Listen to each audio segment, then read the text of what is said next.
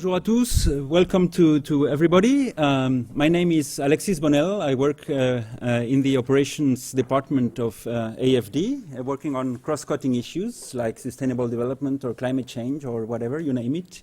And I have the honor of introducing this workshop today, which is not only a workshop, but also we're celebrating a book launch about a topic that is very close to our hearts and our mandate when we work at the French Development Agency or when we work in a development agency like Jica, and of course very much at the center of many research papers and academic work, which is the concept of growth.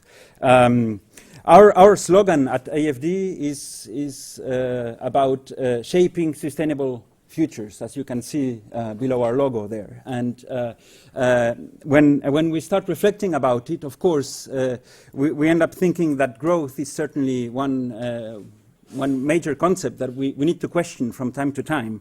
And probably it is urgent time to do so. In this complex world full of uncertainties, mankind usually wants to find a beacon and follow it. And about a century ago, we found that beacon, and that was growth and GDP.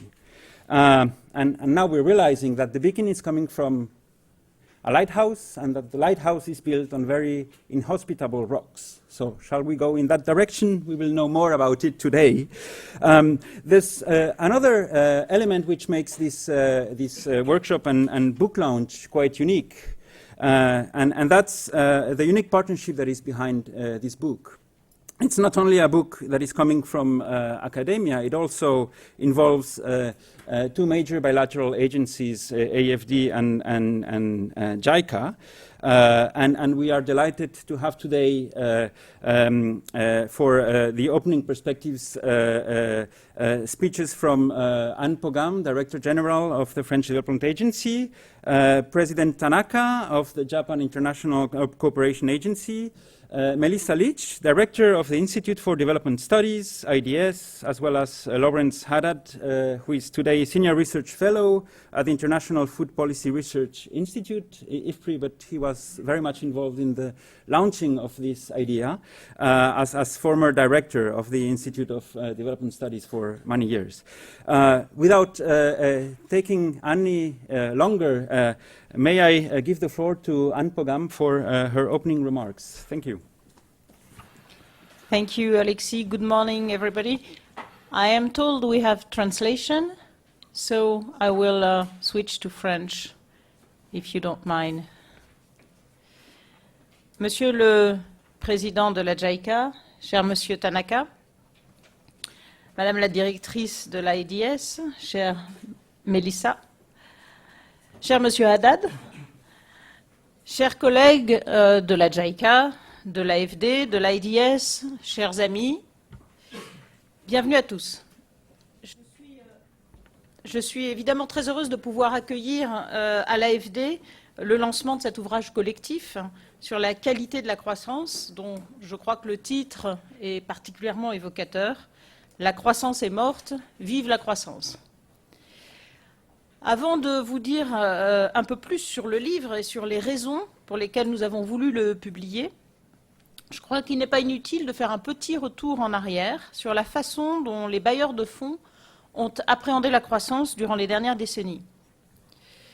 Avant les années 1990, et nous en avons tous été les témoins et parfois les acteurs, la conviction la plus répandue et finalement peut-être un peu naïve était que la croissance par construction était nécessairement un facteur de progrès, voire une fin en soi.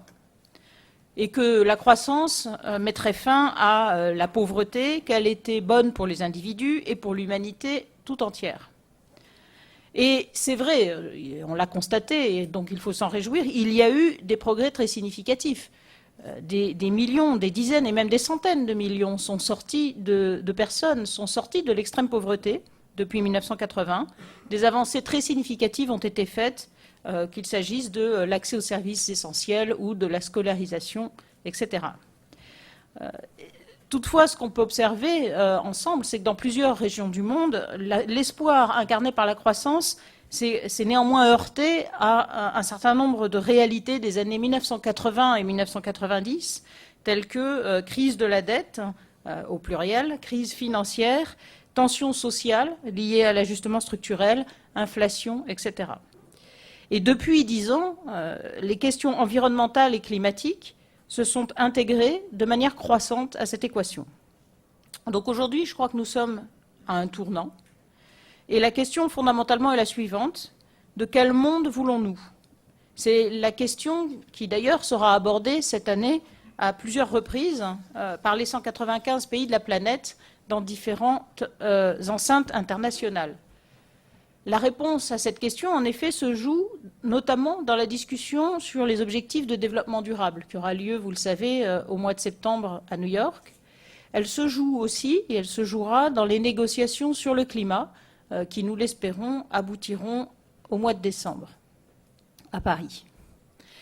Et donc, pour répondre à cette question de quel monde voulons-nous, on ne peut pas faire l'impasse sur le sujet de la croissance, et ce sujet est même au cœur de la question. On voit bien que les modèles de croissance économique que nous promouvons depuis des dizaines d'années sont un peu à bout de souffle, et surtout qu'ils sont devenus nocifs. Leurs impacts environnementaux, mais aussi sociaux, menacent l'avenir même de nos sociétés.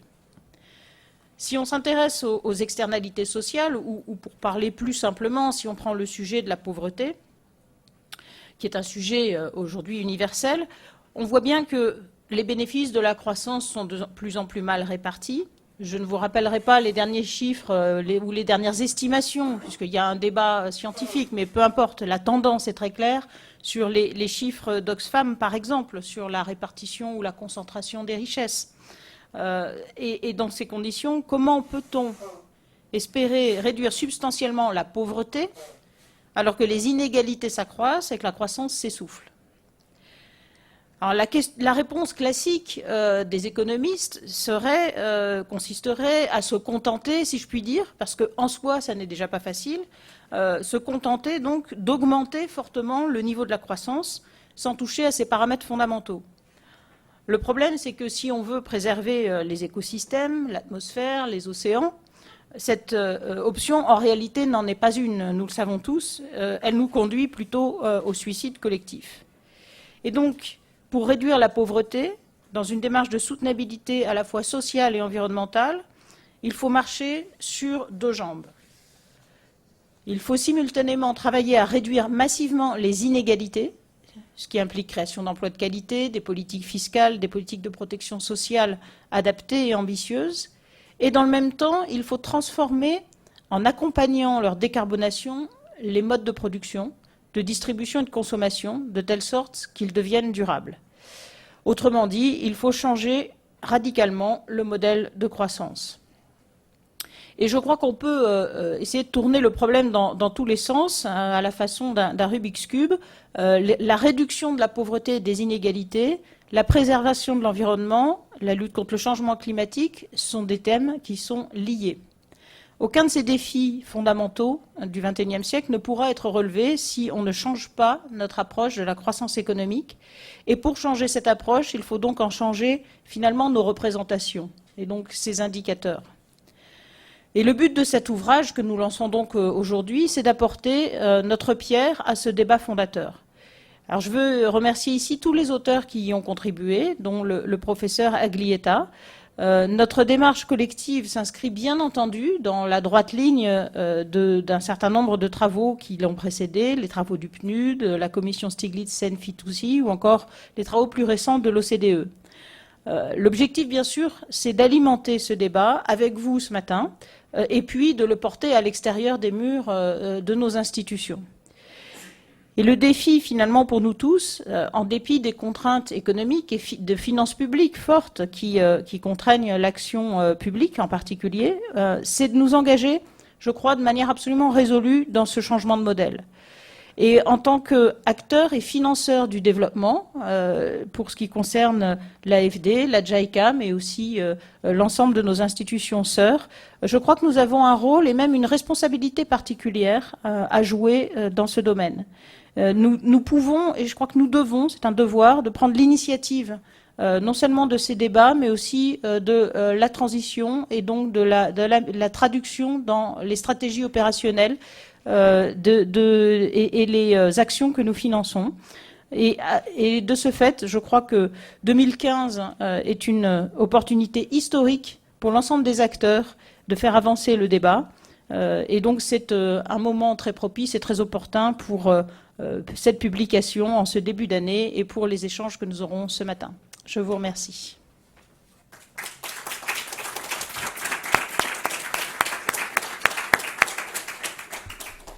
Merci beaucoup, Anne. Je vais maintenant passer la parole à Monsieur Akihiko Tanaka, président de la Jica. Mr. Tanaka. Well, Mrs. Anne Pogam, Chief Executive Officer of AFD, Professor Melissa Leach, Director of Institute of Development Studies, Mr. Haddad, representatives of international organizations and research institutions, all the authors of this collaborative research, distinguished panelists, guests, participants, and ladies and gentlemen. It's my great privilege and honor to be with you here in Paris today to celebrate the launch of the report of the AFD, IDS, Jica tripartite research project. I would like to express my gratitude to all who participated in this collaborative research and to everyone who contributed to the organization of this event. Before I delve into the subject matter of today's event, allow me to express my deepest condolences to the victims and their families of the tragedy on January the 7th. Efforts toward the peace and stability of the world must comprise a wide ranging of activities, including the eradication of the socio-economic causes that lie at the root of terror, the most important of which, I think, is poverty. Let me state clearly that Jica is prepared to join with the international community, and particularly with France, in efforts toward removing that cause. Ladies and gentlemen, I would like to congratulate the project team for having chosen the issue of the quality of growth for a research project. Indeed, when we envisage the developmental challenges in the post-2015 era, it is critically important for us to be concerned about the quality of growth.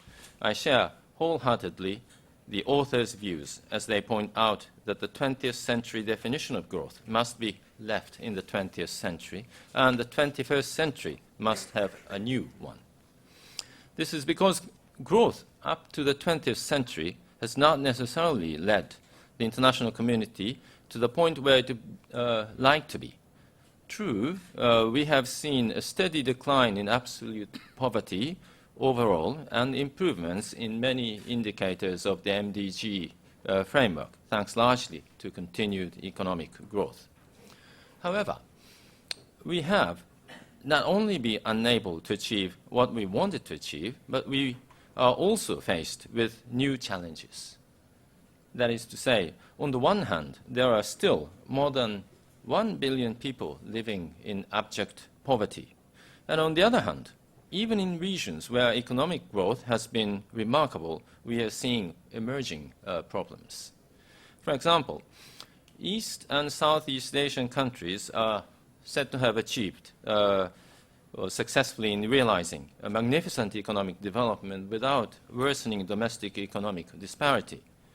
However, in recent years, the disparity between the rich and the poor, or urban and the rural areas, has been widening, thus making, quote-unquote, quality of growth one of the hotly debated issues in the region. In addition, it is becoming increasingly apparent that global climate change is starting to take its toll. Indeed, we are at a turning point, and it will be necessary to prescribe effective measures to achieve the growth that we need in the 21st century. As the international community is becoming increasingly aware of the need to have a new mindset toward growth and development, Japan too is making a move in a new direction. The government is now in the process of revising its ODA Charter, originally introduced in 1992 and revised in 2003. This second revision is intended to reflect the emerging goals and targets for sustainable development for the post-2015 era, as well as the changing roles of ODA. The new charter, which will likely be called the Development Cooperation Charter, declares the necessity of poverty reduction through what it calls quality growth, and says that quality growth will only be achieved when it is inclusive, resilient, and environmentally sustainable. Ladies and gentlemen, this view of the desired qualities of growth happens to coincide with that of Jica. In fact, though not using the exact term quality growth or the quality of growth, Jica has been making great efforts to contribute to this cause. I would like to introduce to you some examples that, albeit retrospectively, can be said to have contributed to achieving quality growth. First, one of the principal 8 philosophies of Jica's operation is capacity development, and it is closely related to inclusive growth or development. Capacity development refers to the ongoing process of enhancing the problem-solving abilities of developing countries by taking into account all the factors at individual, organizational, and societal levels. Guided by this concept, Jica has been implementing a huge number of technical cooperation projects and human resources development programs. In other cases, we have also helped our partner countries to develop industries in such a way that jobs are created not only in urban but also in rural areas. For example, with the support from Japan, Brazil succeeded in transforming the huge area called the Cerrado, once believed to be futile, unusable lands, to be one of the world's largest agricultural centers. The capacity development concept attaches great importance to proactive and endogenous efforts or ownership on the part of the developing countries. Thus, the CD, capacity development concept, can be closely related to inclusive development in that it encourages indigenous effort and participation of all the society's members toward development and the equitable sharing of the fruits of development. Second, Jica has been playing a leading role in enhancing resilience in developing countries. While the concept of resilience can be applied to a wide range of development agendas, today let me focus on disaster risk reduction, or DRR, to illustrate how Jica has been tackling the resilience issue. This is actually based on Japan's own experience in living on an archipelago that is highly prone to seismic activity and extreme weather. We work with developing countries to improve their DRR capability through policy and institutional reforms, infrastructure development, and human resource and appropriate technology development. In Bangladesh, for example, our cooperation has helped the country to construct and rehabilitate multiple-purpose cyclone shelters and to establish a community-based evacuation system, resulting in a sharp reduction in the number of deaths caused by cyclones. Our activities range from the development of the most scientifically sophisticated technologies to the mobilization of inexpensive, locally available resources and materials for disaster prevention. The third area, Jica has strived to mainstream and expand Japan's operations in the field of environmental management in line with the government's various policies on climate change since the Kyoto Initiative was launched at COP3 in 1997. Jica's activities for the promotion of sustainable development have included, for example, projects for the promotion of energy-saving technologies, low-carbon urban planning, development of renewable energy, forest preservation, and many other activities. Come to think of it, these necessary qualities of growth, inclusiveness, resilience, and sustainability, all have a lot to do with a concept that Japan has been advocating for a long time, the concept of human security. One core element of the human security concept is that it looks at the people or individuals, and as such, it demands that no one be left behind in development. Thus, realizing inclusive growth can be seen as a way to achieving human security. Another core element in human security is its emphasis on the need for the people to face the downside risks, and as such, it demands that people be empowered and prepared for unforeseen shocks. Thus, resilient growth and environmentally sustainable growth are, again, way to achieve human security. Ladies and gentlemen, this new book, Gathering Knowledge of AFD, IDS, and Jica, carries important suggestions on a 21st century definition of quality growth and effective measures for promoting growth, securing inclusiveness, resilience, and environmental sustainability. I believe today's seminar will provide us with an opportunity to think deeply about this new concept and how we are going to integrate it with our public policy and development assistance cooperations. As Jica's president, I'm honored to be able to be part of such a meaningful event held at the beginning of a special year, as we agree on the post-2015 Sustainable Development Goals in New York in September, and the future framework on climate change here in Paris in December.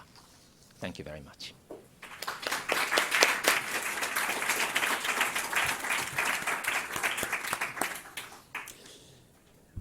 Merci beaucoup, Monsieur le Président Tanaka. Je vais maintenant passer la parole à Madame Melissa Leach, qui va nous expliquer pourquoi la qualité de la croissance est importante pour IDS. Donc, bonjour tout le monde. Madame Pagam, Monsieur Tanaka, Mesdames, Messieurs. As IDS Director, it gives me enormous honour to contribute to the launch of this really important book. It was led by my predecessor, Lawrence Haddad, from whom I, again, had the honour to take over as Director of IDS in April last year. But so it's his work, and he will talk shortly about the project in more detail. But I want to say a few words really to emphasise that the themes covered in this book are absolutely central to the directions that IDS has come in and the directions it's going in as we approach our 50th anniversary in 2016. And that the partnership that it represents between IDS, AFD and Jica is really important and deeply valued, and certainly something that I hold dear as we move forward over the next period. So, okay. Sorry, I need to go up again. Oh, God. Sorry, I'm not managing with this. I need to go up. Oh, it's here, up. Go back? Up. I have to go back? Oh, dear. Yeah. It's moving? Oh, God, I want to go back. Attends. I want to reverse. This is not working. No, it's not working. No, it's not working. Sorry about it. Oh, God. Escape. Suivant, précédent. Précédent, I want to précédent again. No. Ah. Qu'est-ce que se passe? This is annoying. Précédent. And encore une fois, same move. I want to same move. Avant. There you go. Ah, okay. Okay. Pardon. Okay. So, IDS, based in Sussex, is a leading global institution for research, for teaching and learning, but also research that makes a difference. What we do is very much about impact and communications. And this is our vision. It's a vision which closely aligns with the themes in this book. In as much as we talk about economic growth, it's about economic growth which is sustainable, which is focused on improving human well-being, on reducing poverty. And these elements of vision are all the more important at this particular moment. We're in 2015 now. We've been talking for a long time about the 2015 moment. It's arrived. And later this year, we will have the COP in Paris, a set of universal sustainable development goals agreed, we hope. And meanwhile, as the world's economic leaders have been gathering in Davos, questions of standard economic growth are absolutely in question. So at IDS, building on the last 10 years of excellent direction under Lawrence Haddad, we're currently refreshing our vision and our strategy and some of our structures to meet these challenges. And the directions that we're taking are very much, once again, that align with the themes of this book. We're seeking to strengthen the engaged excellence, as I put it, of our work, integrating even more fully cutting-edge approaches to research across disciplines with impact with communications across our research and our knowledge activities. We're seeking to build a more global vision of development that recognises that challenges of poverty and inequality are now being felt everywhere, and that the Sustainable Development Goals agenda is a universal one that applies to countries in Europe as much as it does to those in the parts of the world that we traditionally consider developing countries. And we're seeking to combine the many areas of thematic work that we do in our research and knowledge clusters with progress across the Institute and with our partners towards a set of major strategic goals.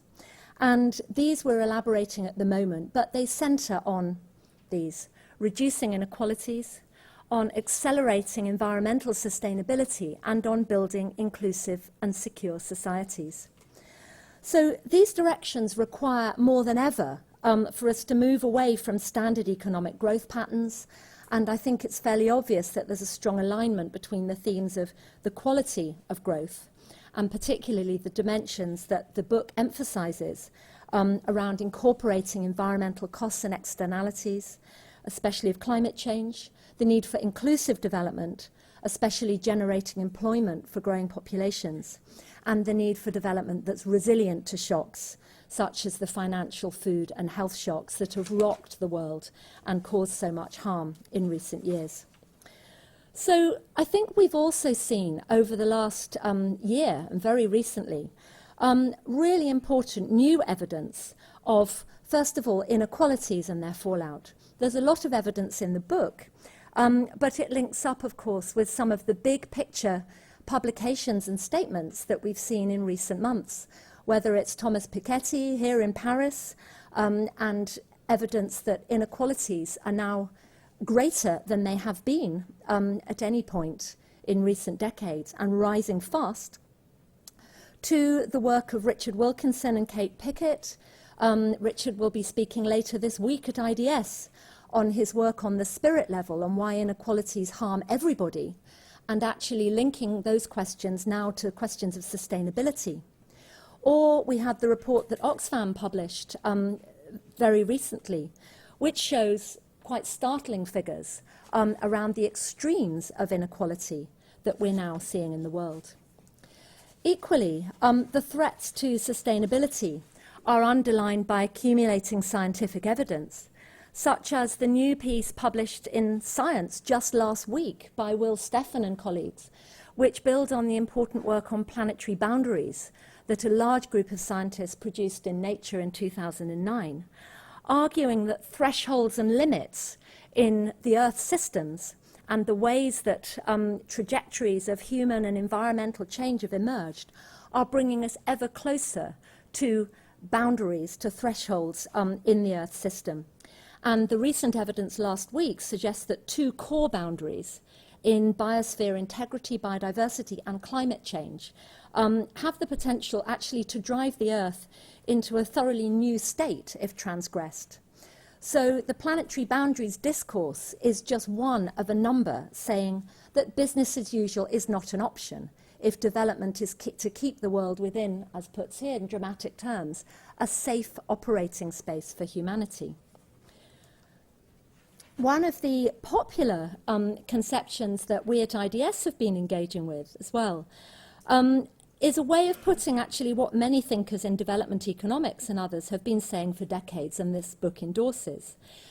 Kate Rayworth, who's a senior researcher in Oxford, has produced what she calls a donut view of economics, and this really couples up those planetary boundary arguments with the argument that there's also a social foundation to development, that development must respect resilience, social equity, questions of jobs and of voice, as well as some basic material needs. So we're looking at staying not just within a safe space, but actually a safe and just space for humanity. And this kind of donut-shaped ring really, I think, carves out where development needs to be and needs to be going into the future if we're not to be facing really enormous dangers. Of course, and I think the book really importantly acknowledges, it's not the first time that economists have questioned growth at all costs. There's a set of genealogies of dissenting voices from the neoliberal mainstream that links figures as illustrious as Maynard Keynes, Dudley Sears, who was the founder of the Institute of Development Studies, to Joseph Stiglitz and, of course, Piketty, with many in between, arguing, of course, that unregulated growth enhances inequalities and is unsustainable in its own terms. It will unravel. A slightly shorter lineage of neoclassical environmental economists, from the pioneering work of David Pearce and Ed Barbier in the 80s through to many today, have long argued for the need to address environmental market failures through mechanisms like carbon and resource taxes and the polluter pays principle. And meanwhile, we've had resilience studies led largely by ecologists, but with social scientists, including economists, absolutely weighing in, long questioning linear growth models and showing the importance of approaches centred on system adaptation and transformation to respond to and bounce back from threats and shocks, whether those are environmental or economic. In short, we need growth that's not just quality, but has particular qualities. And that means it has to be steered along particular pathways. As one of the centres that we host at IDS, the ESRC STEP Centre, has been arguing. In the STEP Centre's work, we've been talking about this in relation to 3 Ds. So we talk about direction. Growth is not a scalar, more is bigger is better, but it has direction. It's a vector which can go in different directions. The second D is distribution, because the directions one takes has big consequences for who gains and who loses. Again, themes that this book picks up. And a diversity of pathways is important. Again, something that the book emphasises. To respond to different contexts, we can't have a single motorway to progress, however you define it. And to build resilience, to avoid putting all our eggs in one basket, if you like. And these 3 Ds are all acknowledged by the book, although not necessarily using that language, add up to a really important set of messages that I think decision makers now need to hear more than ever. I think it's also important to recognise, as our current work at IDS is doing, that these themes, the themes that the book picks up around job creation, environmental sustainability, resilience, inclusivity, matter not just on their own, but because of the really important ways they interact. This is emerging in many areas of IDS research cluster work at the moment. So, for instance, we've got a big body of work at the moment on green transformations and are launching a book next month on exactly this theme. And this is, for instance, looking at the drivers of low-carbon growth and renewable energy in China and India, places that have been big polluters, but where we're now seeing a combination of state investment and subsidies to private sector activity, really pushing things in new directions. But it's also showing that low-carbon growth needs to generate jobs if it's not to undermine well-being and enhance inequalities. So we need to be looking at the relationship between green growth and transformation and social justice. In a way, green and just transformations, not just green ones. Meanwhile, a body of work we're currently engaged in on the Ebola crisis and a series of briefings and an event again that we'll be launching next month is showing the really important lessons for development from this crisis, revealing how non-inclusive growth, with rapid GDP increases in the countries that have been affected, Sierra Leone, Liberia and Guinea in particular, has been fueled by enclave mining, neglecting health systems and agricultural and urban employment, creating in effect the structural conditions where a hazard fed into extreme vulnerability and became a disaster of really biblical proportions. The Ebola shock, in turn, has, of course, badly set back the economic growth trajectories in this region. This was not inclusive, sustainable growth, and the challenge, as we're now arguing and exploring, is now to rebuild different pathways that are more inclusive, more resilient, and more environmentally and socially effective. So, the book talks eloquently and provides a massive evidence about quality growth. Another way of putting it might be to say we need to move from a development fixation on economic growth as the only thing that matters to focus on something that I'm calling transformational politics. For this is, as the book emphasizes, ultimately about politics. There's a politics of choice. There are different directions that growth can move in. Policymakers, decision makers can take different decisions about what they back, as can donors. It's also about a politics which is around sometimes destabilising incumbent interests, which are pushing in the wrong directions and are benefiting hugely from standard ways of doing things. Whether we're looking at the locked-in pathways of fossil fuel development, the coal industry in China and India, for instance, which is not moving in green and just directions, or the kinds of mining development which have been part and parcel of the enclave development in Sierra Leone, Liberia and Guinea. Resteering directions will, as the book emphasised, need state action and support. But as shown in our work at IDS, whether on green transformations or on inclusive, the development of inclusive care economies that support social and gender equality, social movements and citizen action of all kinds also have really key roles to play. And often we see the most effective pushes when these things come together in what one might call transformational alliances. And these politics that we're talking about need to extend up and down from what national governments can do to what also happens at the most local levels and in global fora. And to take these things forward, we're going absolutely to need economists, and it's fabulous to see a book of this sort with such a range of enlightened development economics thinking. But it also needs to connect up with what other disciplines and lines of thinking can bring, whether from political science, from anthropology, or from people engaged at the sharp end of policy and practice. So we at IDS are asking, and I'd like to ask today as we launch this book together, can the quality of growth provide a helpful new rallying cry for the kind of interdisciplinary and research action alliances that we're really going to need to transform thinking and practice to do better for people in post-2015 and beyond. Thank you.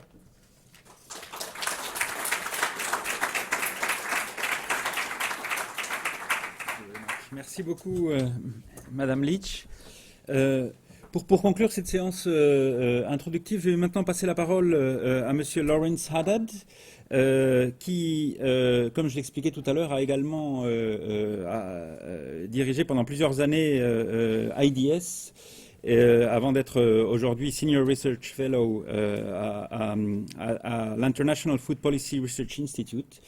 Et Lawrence a été également impliqué lors de la conception de cet ouvrage et de ce travail collaboratif. À vous la parole. Merci beaucoup.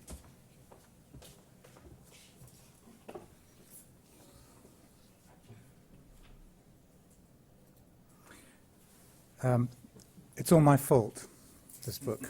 So, I'd like to thank the speakers who've gone before us. Thank you very much for your wise words. I'd like to thank Melissa for her inspiring presentation. And I'd really like to thank my Jica and AFD colleagues who've been fantastic partners, really fantastic partners. They've never thrown their weight around. They've practiced what they've preached. They've been peers rather than funders.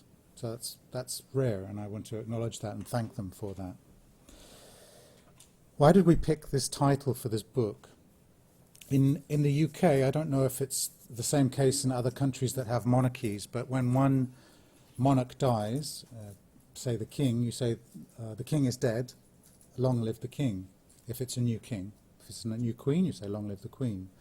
But you don't quite know what you're going to get when one king dies and another king takes the throne. Often they're very different. We chose this title because we want to see growth. We don't want to see the end of growth. We want to see a new kind of growth.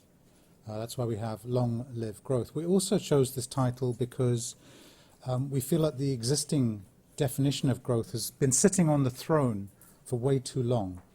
And it was time for it to move over and let a new monarch reside on the throne. So growth is dead in the sense of growth as an end in itself. Now, when I was doing PhD work, a lot of people would say, yeah, we don't really believe in growth as an end in itself. And that was in the 80s. But I think secretly they did. And they certainly behaved as if they did. But we really need to stop that now and think about growth that drives development outcomes that we care about, because it's the development outcomes that we care about that matter. Growth can be a driver of those, but it certainly doesn't have to be, and very often it's a driver in the opposite direction. So we need to stop one, turn the power off on one, and turn the power on for the other. We need growth that, as our previous speakers have said, lessens environmental trade-offs, promotes equity and inclusiveness, and does these two things in a way that's less susceptible to shock. So with a nod to the 1% and environmental sustainability being very, very important. So key messages of the book. Number one, growth as measured by GNP per capita improves some things we care about, for sure. But it could do much more. So it does drive down poverty, and Richard Bloom's paper shows this. It does drive down things like undernutrition of infants. We show this. But it could do much more. It's a very scratchy relationship. It has very mixed effects on other things. So there's a couple of papers in there that focus on employment, and I'll highlight some of those results later on. And then, of course, it has many negative effects on some things we really care about, such as climate and natural resource use. And many of us would think the relationship there is just simply broken. Second key message, measuring development by GNP per capita is going to be really difficult to do. It's not going to be easy to replace. Why is that? Well, we're actually used to ignoring GNP per capita's problems. We're very used to ignoring them. We're very comfortable with using this measure. There are very strong vested interests in preserving it. Vast edifices have been put in place and consolidated over the last 70 years in national statistics offices and international agencies. It's easily understood by the public. Well, they think it's easily understood by the public. And there's no real consensus alternative as yet. We're very used to seeing pictures like that one at the bottom of the graph, which is essentially GNP per capita. We're very used to seeing those and very comfortable with them. So we shouldn't be too complacent about how easy it's going to be to dethrone this measure. And the final key message is, as Melissa said, there are policy choices to be made. You get the growth that you want. You get the growth by the choices you make about how the market and how economic relationships are governed. And that ultimately is the outcome of political processes. And we make the points that there are choices around governance, innovation, measurement, and research. But before getting onto those key messages, the policy messages, it's worth reviewing, does GNP per capita actually need replacing? The conclusion of the book is a big yes. We find that focusing on it will mean we won't reduce poverty quickly enough, we won't reduce undernutrition quickly enough. These are just some examples I've picked from the book. Some types of employment are bypassed, and growth in environmental bads will not slow. So out with the old and in with the new. Here's a slide from Richard's presentation. I hope I'm not giving away too much, Richard, in this. But you know, it's such a fabulous slide. It bears repeating. This slide is quite a lot of information to take in one slide, but it essentially says what happens to the headcount poverty ratio, the $1.25 a day, what's happening to the proportion of people below that over time.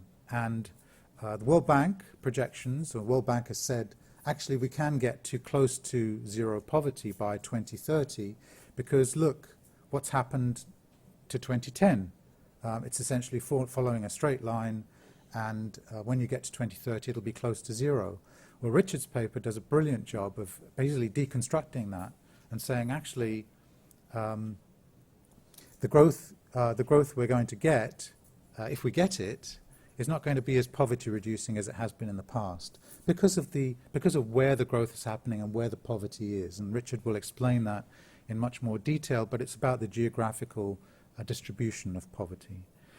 He makes the point very clearly that the lower the inequality, the closer you're going to be to that straight line, getting to zero poverty. But the higher the inequality, the further away you're going to be from it. So a very clear indication that business as usual, growth as usual, it's not going to get us anywhere near a 2030 target. Here's an example from the paper I was involved in on malnutrition. And this picture at the bottom shows you the two extremes of children's brain development, basically. This is a section of a normal child's brain, cross-section, and then extreme neglect is at the other extreme. So these are the two extremes, and malnourished children are somewhere in between the two. So not only is it a very painful and tragic event on a human scale, not only does it lead to a lot of excess mortality, it also leads to cognitive underachievement in school and lower productivity in the labor force later on in life. What we did was we looked at the Inclusive Wealth Index, which is another way of trying to measure the wealth of nations, and compared the responsiveness of stunting rates, which is short height for age, one measure of child malnutrition. How responsive is stunting rates, one measure of child malnutrition, to these two different types of measures of wealth, GDP per capita, and the Inclusive Wealth Index. And what we find basically for these 5 countries in these 5 spells is that stunting is much more responsive to increases in inclusive wealth than it is to increases in GNP per capita. In other words, focusing on things that we really think matter, measures of wealth that are more inclusive, that take into account natural resource use, actually drive things that we care about much more than the standard GDP per capita measure. Another paper by Xavi Serrera focuses on employment, using cross-country data, using, I think, sophisticated econometrics. He shows that economic growth, standard measures of economic growth, are, of course, and in fact, correlated with measures of unemployment. So I should say, of course, it wasn't obvious to me that they would be, but it was. They were, as economic growth increases, unemployment rates go down. But no significant correlations could be found with other dimensions of unemployment, such as employment in the informal sector, such as vulnerable employment, which is essentially self-employment, small-scale self-employment. So these measures of employment, if you like, the quality of employment, were not associated with growth in economic growth as measured by GDP per capita. And then a really interesting review paper by Dirk Willenbockel has a couple of big messages. One is, grow now, decarbonize later. It's not really the way to go for many economies. The arguments that he makes, drawing on his review of the literature, is that mitigation is actually cheaper in lower income countries. That's just for various reasons. Infrastructure isn't developed yet. You avoid lock-in of high carbon growth if you do not do this. And you remove the worry of future import barriers on high carbon products from the lower and middle income countries to the higher income countries. So he makes the argument for, grow now, get green later. That's not an option in his opinion. But he makes the very persuasive argument that countries that are rich in solar energy, solar renewable resources like hydro and solar, to manage those, to make them be growth-inducing and poverty-reducing, requires investment from high-income countries of capital, skills, and governance. The lower middle-income countries can't do it themselves. Can low-carbon growth be poverty-reducing? He says it's possible, though it's not inevitable. And he gives an example of the International Energy Agency's modeling, whereby they show that universal basic energy access by 2030 achieved by urban national grid but rural off-grid and mini-grid solutions only yields an increase in 0.8% in CO2 emissions compared to, that's by 2030, compared to the baseline of 1.2 billion without access. So, policy implications. Policymakers need to become more discerning about growth, and all countries need to lead the way. This isn't just something for the high-income countries or the low or the middle-income countries. It's something for all income countries. Growth is not an end. Growth is not a means to an end. Growth is sometimes a means to some ends. And improving the quality of growth means increasing the likelihood that growth promotes the things we really care about. Some of the policy implications that come out of the various chapters, choices can be made to make it more likely to get the growth we want. Reducing inequality and strengthening environmental resilience. Some countries have got really innovative social protection programs that do this. They don't just deliver cash to the poorest, they deliver cash to the poorest in return for behaviors that promote human capital development very early on in life, and behaviors that promote natural resource preservation and natural resource management and resilience, environmental resilience. Some really interesting innovations, and they're coming from Ethiopia. They're not coming from the rich countries. They're coming from the countries that are struggling to manage these three different dimensions of growth. Invest in the first 1,000 days of life to break the cycle of intergenerational poverty. Sustainable development is all about intergenerational inequity. What are we doing in this generation that constrains or enhances or facilitates development in the next generation? Focusing on the first 1,000 days of life is a really excellent way of addressing poverty now and making sure that poverty later on in life is ameliorated. For highly agricultural economies, and this is Bruno's paper, invest in agriculture, especially small-scale agriculture, to hasten a demographic transition, improve incomes, reduce death rates, reduce birth rates. That will hasten a demographic dividend that most economic policymakers in Africa and Asia are dreaming about. That doesn't have to happen in 2050. It can happen in 2030 or 2035. Countries that are heavily dependent on agricultural economies invest in small-scale agriculture and take the governance of growth seriously. Harking back to Melissa's point about Ebola, we could easily talk about resource curse situations, high mineral growth-driven economies, Zambia and South Africa, West Africa, you name it. We know that the difference between translating those resources into sustainable growth versus flash-in-the-pan growth that doesn't benefit the whole economy, the difference is governance, the rules of the game. Finally, choices can be made to make it more likely to get the growth we want.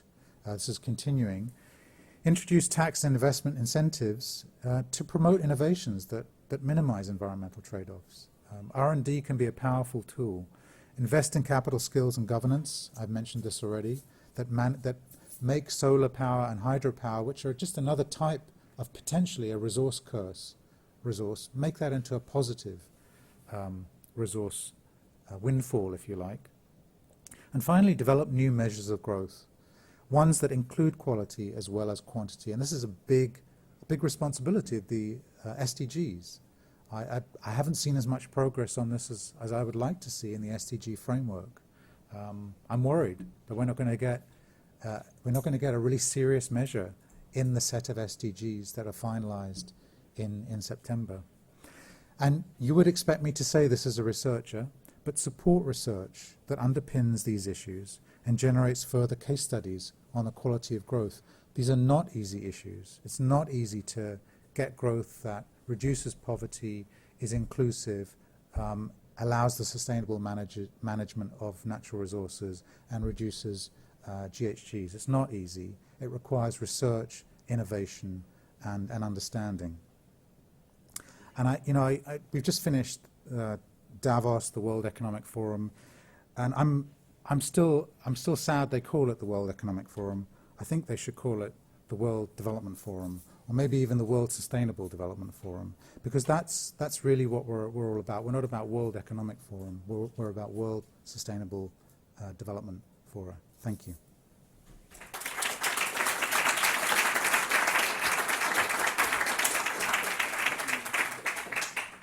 Merci beaucoup, Lawrence, et merci beaucoup à nos 4 intervenants pour avoir posé le problème et montré aussi le niveau d'engagement des uns et des autres autour de ces thématiques qui nous tiennent énormément à cœur. Je vais maintenant passer la parole à Nicolas Mézel qui va prendre la suite avec notre prochaine session qui concerne un réexamen du concept de la croissance. Nicolas, je te passe la parole. Et on remercie encore une fois nos 4 intervenants. Merci beaucoup. Merci, merci Alexis. Bonjour à tous. Je voudrais d'abord dire que j'ai eu beaucoup de plaisir à travailler pendant ces 2 ans avec nos partenaires de la Jica et de l'Institute of Development Studies. Nous sommes engagés dans cette aventure de réexaminer le concept de croissance, qui n'était pas simple pour des macroéconomistes, puisque la croissance, c'est le concept structurant de l'imaginaire des macroéconomistes. En 1972, on a eu le rapport du Club de Rome, qui était rédigé par une équipe de 16 chercheurs du MIT, chercheurs en physique, en chimie, en biologie, en dynamique des systèmes, et qui était intitulé « Les limites de la croissance ». Et il montrait l'incompatibilité entre une dynamique de croissance exponentielle de la population, de la production matérielle et de la consommation, et les limites biophysiques de la planète, de ses ressources naturelles et de sa capacité à absorber nos déchets. Il prédisait 12 scénarios étaient modélisés qui allaient de un scénario de développement soutenable à un scénario d'effondrement vers le milieu du XXIe siècle. À l'époque, tous les économistes ont rigolé à la sortie de ce rapport, en considérant en gros cette question comme quasiment hors sujet, en pensant que ces chercheurs n'avaient rien compris à la dynamique de l'innovation, à la dynamique des gains de productivité. Et dans les années 80, on a même eu un long contre-choc pétrolier qui a pu laisser croire qu'effectivement les prix des matières premières resteraient durablement peu élevés. 30 ans plus tard, des chercheurs, il y a une petite dizaine d'années, ont effectué un travail pour tester là où on en était par rapport aux modélisations du Club de Rome. Et en vérité, on se trouve exactement parmi les 12 scénarios, nous sommes exactement sur la trajectoire non soutenable. C'est-à-dire la trajectoire qui mène à un effondrement à un certain moment au milieu du XXIe siècle ou dans le courant du XXIe siècle. Ce travail a été réalisé par des chercheurs australiens qui sont sans aucun rapport avec les chercheurs du Club de Rome. Donc c'est ce sentiment que du côté des économistes, on était encore beaucoup trop attaché à la croissance telle que nous l'avons connue au XXe siècle, qu'il fallait questionner. Et d'où cette convergence d'intérêts entre la Jica, l'Agence Française de Développement et l'IDS pour poser cette question à nouveau frais. 2 grandes questions vont guider cette séance. La première question, c'est celle des résultats que délivre la croissance. Donc, la croissance délivre-t-elle encore des résultats, notamment en termes de réduction de la pauvreté? C'est le travail qu'a mené Richard. Je vous présente rapidement Richard. Nous avons eu le plaisir de travailler ensemble depuis 5 ans. Richard a mené sa thèse à l'université de Maastricht, thèse que l'AFD a financée, sur les liens entre institutions, inégalités et croissance. Et résultats, justement, en termes de développement. Pas seulement la croissance, mais aussi les questions de pauvreté. Donc c'est ce travail que Richard va nous présenter aujourd'hui. La deuxième présentation sera celle du professeur Aglietta. C'est la deuxième grande question qui guide cette séance, c'est celle des outils de mesure. Le problème est que l'outil principal dont nous disposons pour mesurer la croissance, qui est le PIB, mesure essentiellement les bienfaits de la croissance et dans ses aspects les plus quantitatifs. Le PIB ne soustrait rien. Il n'y a que des plus dans le PIB. C'est une comptabilité en flux et non en stock. En gros, c'est un compte de résultats, si on devait le rapporter à une entreprise, et il n'y a pas de bilan. Et enfin, il ne s'intéresse pas aux qualités. 1 kilo de fraises de Plougastel, c'est la même chose qu'un kilo de fraises qui ont parcouru 2000 km et qui n'ont pas été cultivées dans de bonnes conditions. Du coup, les économistes sont, du fait de cet outil, indifférents à la qualité des biens et des services. Donc le PIB ne rend pas compte des pertes ou des gains en termes de durabilité, de soutenabilité environnementale et sociale. Et c'est cette question qu'aborde Michel Aglietta, savoir quelle définition et quelle mesure de la soutenabilité environnementale et sociale serait à la fois satisfaisante au plan éthique, rigoureuse au plan méthodologique, réaliste au plan technique et politique, et assimilable par les économistes. Michel Aglietta est macroéconomiste, fondateur de la théorie de la régulation. Ses travaux portent sur de nombreux sujets, la finance internationale, la monnaie. Il a fait également un travaux important sur la Chine, récemment sur l'Europe, et les conditions de possibilité d'un régime de croissance soutenable en Europe. Et il a également mené des réflexions sur la croissance soutenable avec nous. On a commencé en 2010 à l'occasion de la 8e conférence AFD-EUDN en décembre 2010 où Michel Aglietta nous avait présenté un papier sur la croissance soutenable. Mesurons-nous bien le défi ? Donc c'est le prolongement aujourd'hui de ces travaux que nous aurons le plaisir d'aborder avec lui. Bon, je passe sans plus tarder la parole à Richard pour sa présentation sur la croissance et la pauvreté.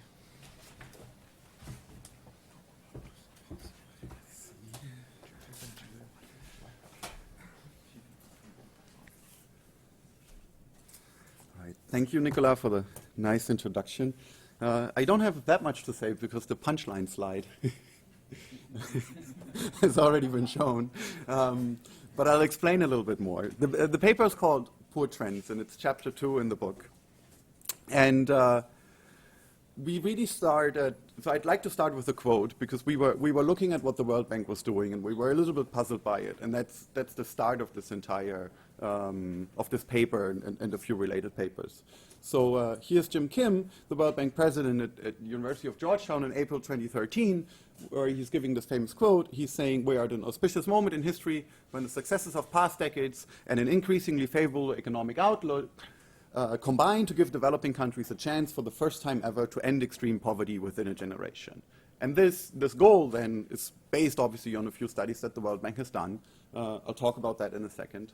And gets codified in the World Bank target, which is the new target to end poverty by 2030, or to reach 3% by 2030. There's a slight redefinition of who it's in the world population, no longer the developing world population, so it's not the same 3%, but that's really a minor detail.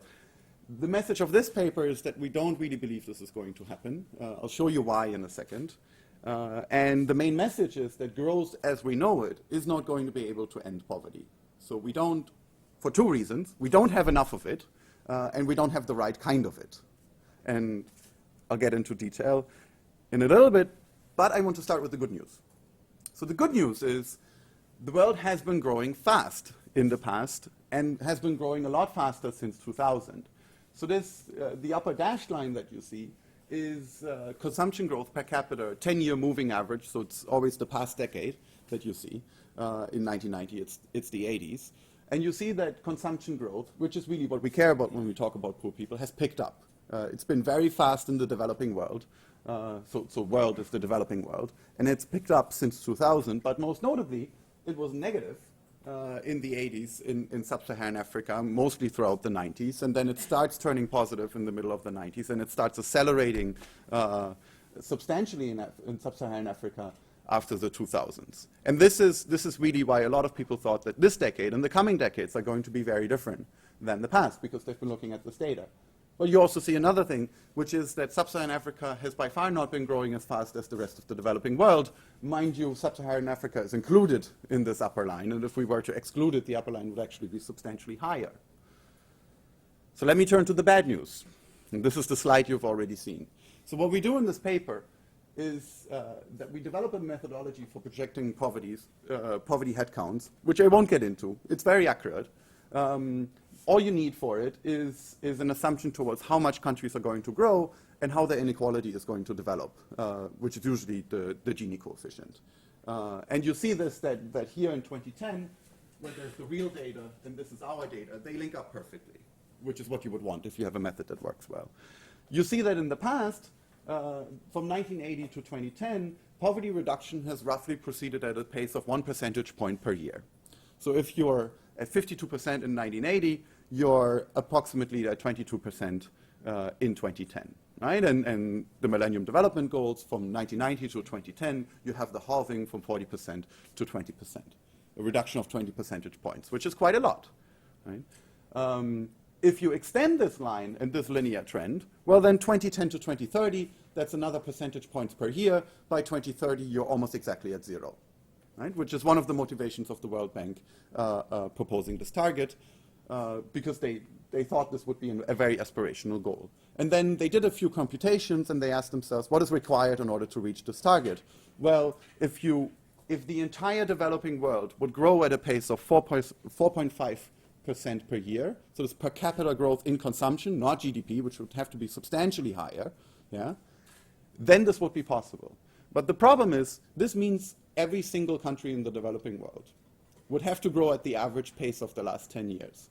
And there's a compositional effect there. The compositional effect is that India and China have been growing substantially faster than most of the countries in sub-Saharan Africa, but had substantially more people in the past decades in front of the poverty line, the $1.25 a day poverty line, than most other countries. So but they've left, or they are in the process of leaving as we go to 2030.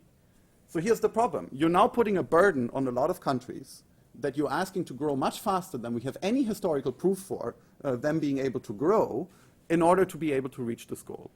And if you don't do that, if you take a very optimistic assumption, which is this one, this gray line, this is our optimistic scenario, where African countries are growing at their own average pace of the last 10 years. So since the uptick, what we saw here, right? So the continent is roughly growing at slightly above 2 percentage points per annum, per capita in consumption, right? Which is not bad. Then you get to about 8 to 9%. So then you get to 9%. If you have a reduction in inequality of 1% per year, then you get to about 8%. And this is for the entire world, but really sub-Saharan Africa is here what makes the difference. And most poverty is still going to be concentrated in sub-Saharan Africa. We can take more pessimistic scenarios, but that's not really what it's about. The main point is that 3% is nowhere near our lines. So this is the bad news. The better news is that we are free to draw the poverty line in many different places, and that we want to track progress at the $2 line. So the countries that had this massive progress in the past, mainly China and India, most people in those countries now, or a substantial proportion of people, are now right in front of the $2 line. And there, over the next 2 decades, they're going to be most likely, if the countries manage to grow at the same pace that they've grown at in the past, they're going to be moved above that line. So the good news is that if we maintain growth as we know it, and possibly have some reductions in inequality, we can get to, here we're at about 40% in 2010, we can get below 20% with reductions in inequality at the $2 line. So some progress can be maintained, and another 1 billion people can be lifted out of poverty. So the point is, the policy implications of this research, and I really just focused on the main messages here, are we are free to draw the line in different places. You imagine to live on $38 a month. That's not a lot of money. That's a $1.25 per day. right? $2 is not a lot more either. There are many researchers that have advocated poverty lines of $5 to $10 a day. There are many researchers that have advocated completely different measures of poverty, multidimensional poverty and other things. I didn't talk about these, but $1.25 is very poor. In this research, there's another point, which is if I would show you the regional aggregation, you can see that $1.25 a day is really only going to be a relevant concept of poverty for sub-Saharan Africa in 2030. Literally in every other part of the globe, you're going to have measures between 0 and 1 and 2%. So we're not able to pick up any fine-grained variation anymore.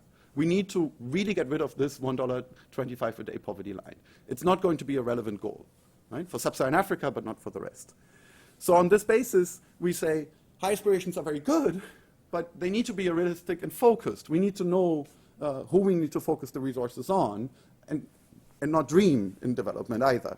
So we propose 2 new targets for the Sustainable Development Goals, somewhat late in the debate now, which are realistic. So one of them is to reduce $1.25 a day poverty to 8% by 2030.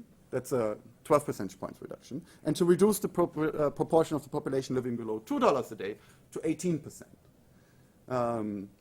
Now, both of these require that there's growth as we know it from the last decade, that it's very fast, and that there's less inequality. So also the type of growth that we haven't seen. Because on average, there has not been any growth that has really disproportionately benefited the poor.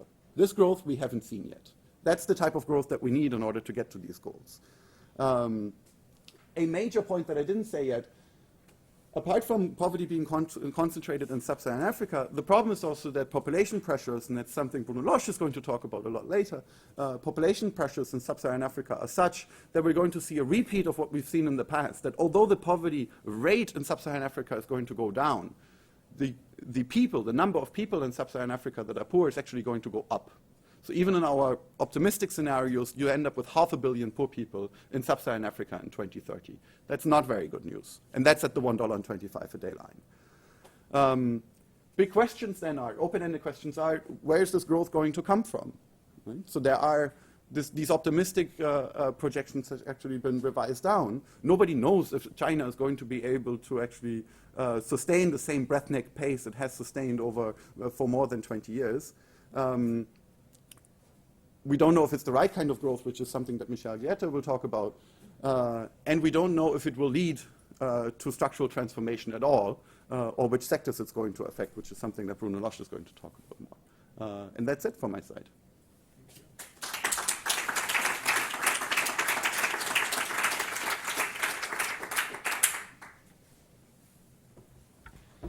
Thank you very much, Richard, for this challenging presentation, challenging to the World Bank, of course.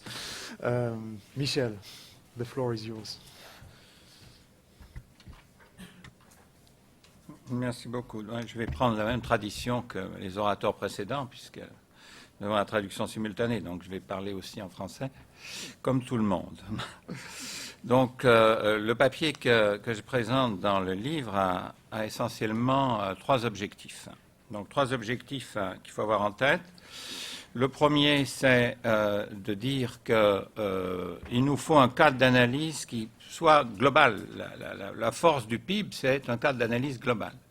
Donc, il faut un cadre d'analyse global qui soit fondé sur le welfare, qui soit fondé sur la notion de bien-être. Et j'expose les caractéristiques de la percée qui est faite dans ce cadre d'analyse par la Special Task Force des Nations Unies sur la notion de inclusive wealth, de richesse inclusive, comme étant une possibilité de lier à la fois une vision profonde, nécessaire, sur la nature de ce qu'est le bien-être social, et ensuite avec la capacité de mesurer et la capacité de définir des objectifs politiques conduisant à des investissements qui permettent cela. Donc c'est ce lien qu'il y a entre la notion de bien-être et celle de richesse inclusive totale, c'est-à-dire de généralisation de la notion de capital, introduisant dans la comptabilité à la fois le capital humain et le capital environnemental, en plus du capital fixe productif, définissant la totalité des ressources productives dont les nations peuvent bénéficier. Et c'est cela qui fait le lien entre à la fois l'objectif, qui est véritablement d'améliorer le bien-être des populations, et les moyens qui sont en quelque sorte la fonction de production généralisée, c'est-à-dire la possibilité de développer les investissements qui vont dans le sens qu'il faut. Ça, c'est le premier niveau, le niveau macroéconomique. Mais ça ne suffit pas. Et le deuxième objectif de ce papier, que jusqu'à présent personne n'a encore véritablement parlé, c'est que ces investissements nécessaires pour réorienter le système productif vers une croissance qualitative, c'est les entreprises qui vont le faire. Si donc nous ne faisons pas le lien entre ce que l'on veut, les indicateurs que l'on veut, etc., et les incitations qui font que les entreprises vont trouver rentable de faire ce type d'investissement, eh bien, ça ne marchera pas. Et donc, je pose la question en particulier de deux choses qui sont essentielles et qui aujourd'hui sont véritablement des obstacles énormes, que personne ne met l'accent dessus. Le type de gouvernance d'entreprise qui domine le monde, c'est-à-dire la souveraineté de l'actionnaire, la valeur actionnariale, le marché boursier comme seule boussole de l'entreprise, va totalement à l'encontre de la nature des incitations qui sont nécessaires pour avoir le type d'investissement qu'il nous faut. Ce qui veut dire que la gouvernance d'entreprise devrait être profondément transformée, je dirais comment, et le business accounting, c'est-à-dire la comptabilité d'entreprise, doit être aussi totalement transformée. La comptabilité d'entreprise n'a comme seul actif, comme seule forme de capital, que le capital fixe productif, matériel. Alors que l'on sait qu'aujourd'hui, l'essentiel de la productivité, l'essentiel de l'innovation est dans le capital humain, qui n'est pas compté comme du capital par les entreprises, et donc ne fait pas partie des efforts nécessaires pour l'amélioration de la productivité par la connaissance, par le capital humain. Et deuxièmement, le capital environnemental est totalement ignoré. Donc, et ça, c'est énorme, hein, énorme, et c'est le deuxième objectif. Et le troisième, eh bien, nous avons fait, j'ai repris des travaux approfondis que nous faisons ici en France avec le CIRED et Jean-Charles Ourcade sur la question du changement climatique, et donc pour essayer de définir les incitations qui sont nécessaires pour financer des investissements bas carbone, des investissements en volets qui vont dans le sens véritablement de la réduction de la pollution, et ça suppose un mode de financement complètement nouveau à inventer. Et notamment, ça ne peut pas se faire aujourd'hui s'il n'y a pas un soutien monétaire au financement, à ce type de financement. Donc voilà ces 3 points. Alors rapidement sur chaque point. Sur le premier, eh bien, je fais apparaître donc trois résultats qui sont, si vous voulez, résultent de l'analyse à la fois depuis longtemps des questions de bien-être et aussi de l'apport des Nations Unies avec la notion de richesse inclusive. C'est d'abord que, point crucial, le bien-être social ne peut pas procéder de préférences individuelles, d'agrégation de préférences individuelles. C'est un théorème démontré par Kenneth Arrow il y a plus de 50 ans, et les économistes font semblant de l'ignorer. Donc ça veut dire que pour définir, si vous voulez, une fonction de bien-être social, c'est-à-dire vers quoi on doit aller, quels sont les objectifs ultimes, il faut des principes éthiques comme référence pour mesurer est-ce qu'on fait des progrès sociaux ou qu'on ne le fait pas. Ce n'est pas à partir du PIB qu'on peut les mesurer, c'est à partir d'une notion de bien-être qui résulte de principes éthiques. Ces principes éthiques, maintenant, sont quand même assez, si vous voulez, on a la base théorique de ça, avec Rawls, évidemment, les principes éthiques de justice sociale, et avec l'énorme travail de Sen et de ses successeurs. Donc, il faut partir de ce type de principe. Deuxièmement, les externalités qui sont caractéristiques des écosystèmes sont des externalités systémiques. Les marchés financiers sont absolument incapables de les prendre en compte. Donc, on ne peut pas trouver de valeurs fondamentales venant des marchés qui permettent de faire les bons investissements, puisqu'ils sont liés à l'internalisation d'externalités, comme on dit, c'est-à-dire par la prise en compte d'interdépendances entre l'écologie et l'économie que les marchés ne peuvent pas prendre en compte. Et donc, c'est cela, c'est justement l'intérêt de définir une notion de capital social généralisé que font les Nations Unies, c'est que ça permet de définir ce qu'est l'investissement agrégé qui permet d'augmenter le welfare, et non pas le PIB nécessairement, mais le welfare, à travers le temps, et c'est ça la soutenabilité. Définir un niveau macroéconomique, c'est la possibilité de produire une augmentation de la richesse des nations, définie comme agrégation de toutes les formes de capital, eh bien, qui soit positive à travers le temps et par conséquent ne détruit pas les ressources dont on dispose. Et en effet, les résultats atteints jusqu'ici par, et en particulier, je vous signale la dernière version du rapport Inclusive Wealth Report, celle de 2014, qui a généralisé à 140 pays l'analyse, eh bien, montre que une partie très importante, si vous voulez, 55 pays aujourd'hui sur 85, eh bien, ne serait pas soutenable selon cette mesure. Ce qui, évidemment, et en particulier tous les pays producteurs de pétrole.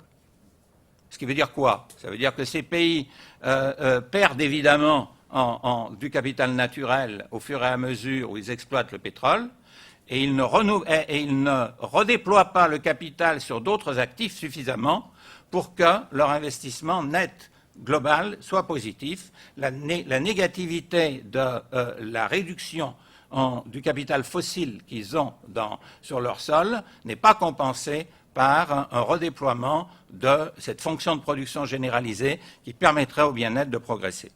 Ouais, ça veut dire quand même beaucoup de choses. L'autre élément intéressant, c'est que c'est la Chine.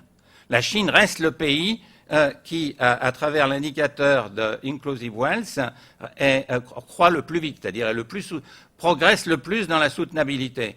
Ça paraît bizarre, mais si vous prenez cet indicateur-là, qui augmente, disons, de moins de 2% par an, par rapport sur la période 1990-2010, par rapport à la croissance du PIB qui augmentait de 10% par an, vous voyez l'énorme déperdition.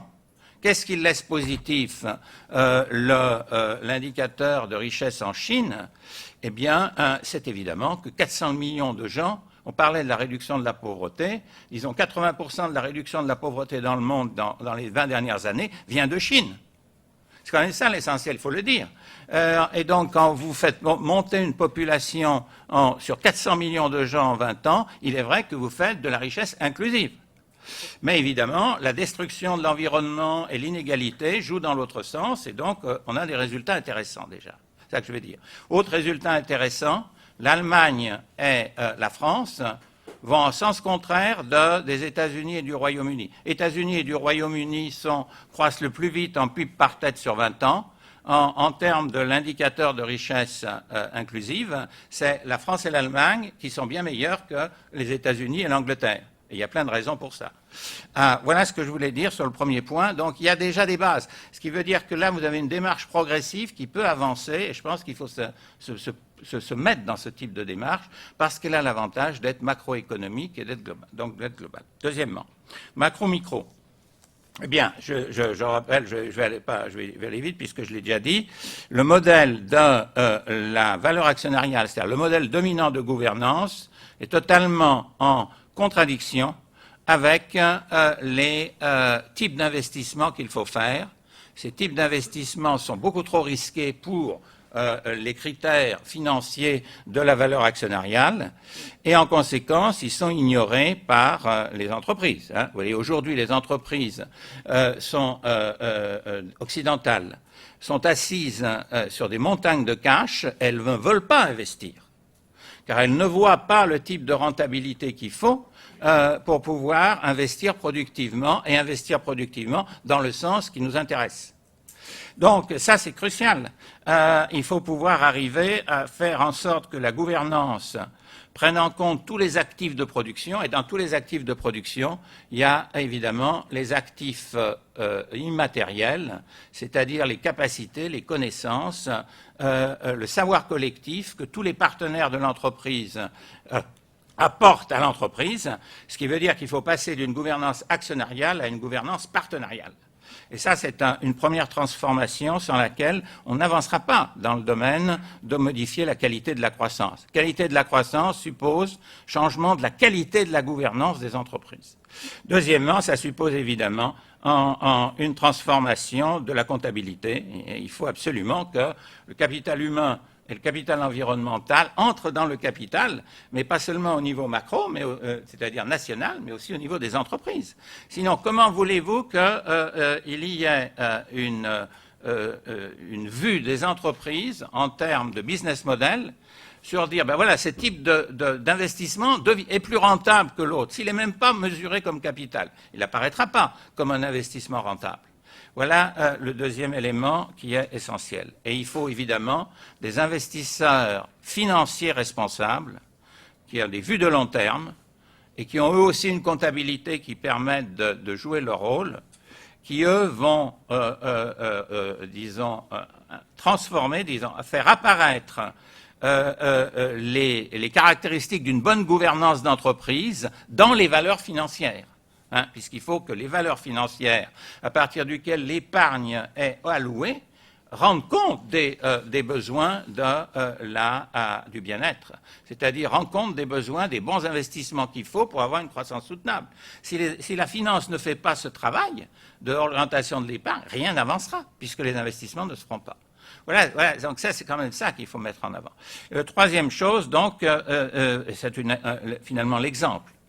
Le changement climatique. Comment financer le changement climatique, mettons, comme un des éléments essentiels de la croissance soutenable. Pas le seul, mais essentiel. Pourquoi il est essentiel? Parce que vous avez là une externalité globale, mondiale, et donc qui pose un problème à toute la planète. Aujourd'hui, les investissements propres sont insuffisants, comme chacun sait, et le gap financier par rapport à ce qu'il faudrait faire, il n'y a qu'à voir, disons, l'Agence internationale de l'énergie, à voir toutes les mesures qui ont pu être faites par les experts. Nous avons un manque énorme de financement pour passer d'un type, pour faire la transition énergétique, disons, pour faire la transition énergétique. Alors, en même temps, si on considère l'Europe a un sous-investissement gigantesque global en termes alors de comptabilité standard, c'est-à-dire moins 20% d'investissement depuis 2007. L'investissement a baissé en Europe de 20% depuis 2007. Et donc on est en stagnation. Et on est dans une économie de stagnation. Donc il y a un lien très intéressant entre le fait de sortir de la stagnation, car il faut aussi augmenter la quantité de la croissance. Puisqu'aujourd'hui, on est dans une situation où le chômage devient enraciné véritablement dans nos sociétés. Donc il faut augmenter la quantité de la croissance. Et il faut l'augmenter en même temps que la qualité, c'est-à-dire en allant dans le sens de la transition énergétique. OK ? Eh bien, alors qu'est-ce qu'on propose pour faire ça? Eh bien, il faut trouver le mode de... Il faut trois choses au moins. Premièrement, un prix du carbone, enfin une valeur du carbone qui soit suffisamment élevée pour pouvoir modifier la rentabilité respective des investissements sales, entre guillemets, et des investissements propres. Aujourd'hui, ce n'est pas possible. Sans valeur du carbone suffisamment élevée, vous ne pouvez pas. Deuxièmement, or, cette valeur du carbone ne peut pas être introduite immédiatement dans les prix. Pourquoi? Parce que ceci créerait des modifications énormes dans les problèmes de répartition. Il faudrait compenser évidemment les individus qui sont, si vous voulez, au bas de l'échelle, même les classes moyennes, étant donné la faiblesse des revenus aujourd'hui. Les budgets ne peuvent pas faire ça, et les États n'ont pas du tout envie de le faire politiquement. Donc il faut arriver à découpler les prix qui sont nécessaires pour calculer des investissements nouveaux par rapport au système de prix, disons, des biens existants. Et ça, c'est possible. C'est la notion de prix notionnel. Temporairement, il faut faire ça.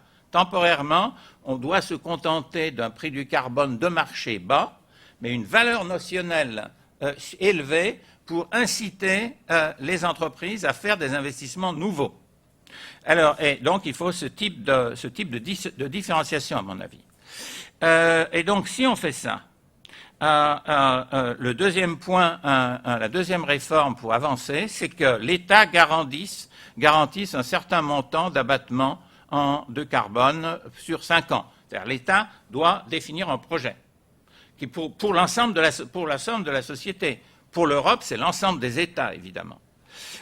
Définir donc un projet en disant, voilà, nous voulons réaliser les objectifs 2020 d'ailleurs, hein, donc nous voulons abattre tant d'1 million de tonnes de CO2 d'ici 2020 et nous garantissons les investissements qui sont faits pour ce type d'abattement.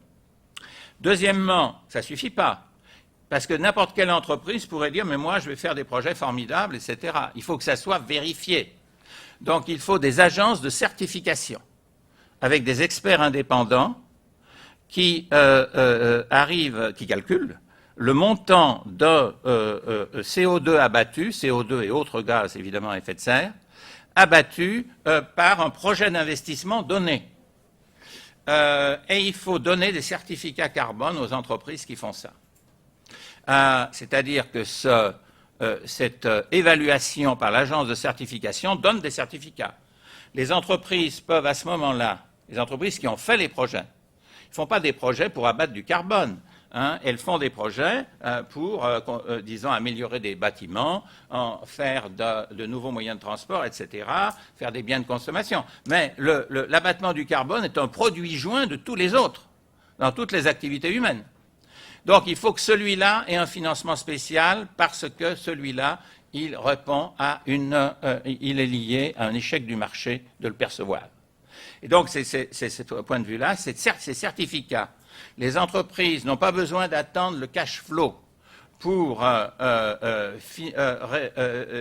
rembourser le crédit qu'ils ont dû avoir pour faire cet investissement.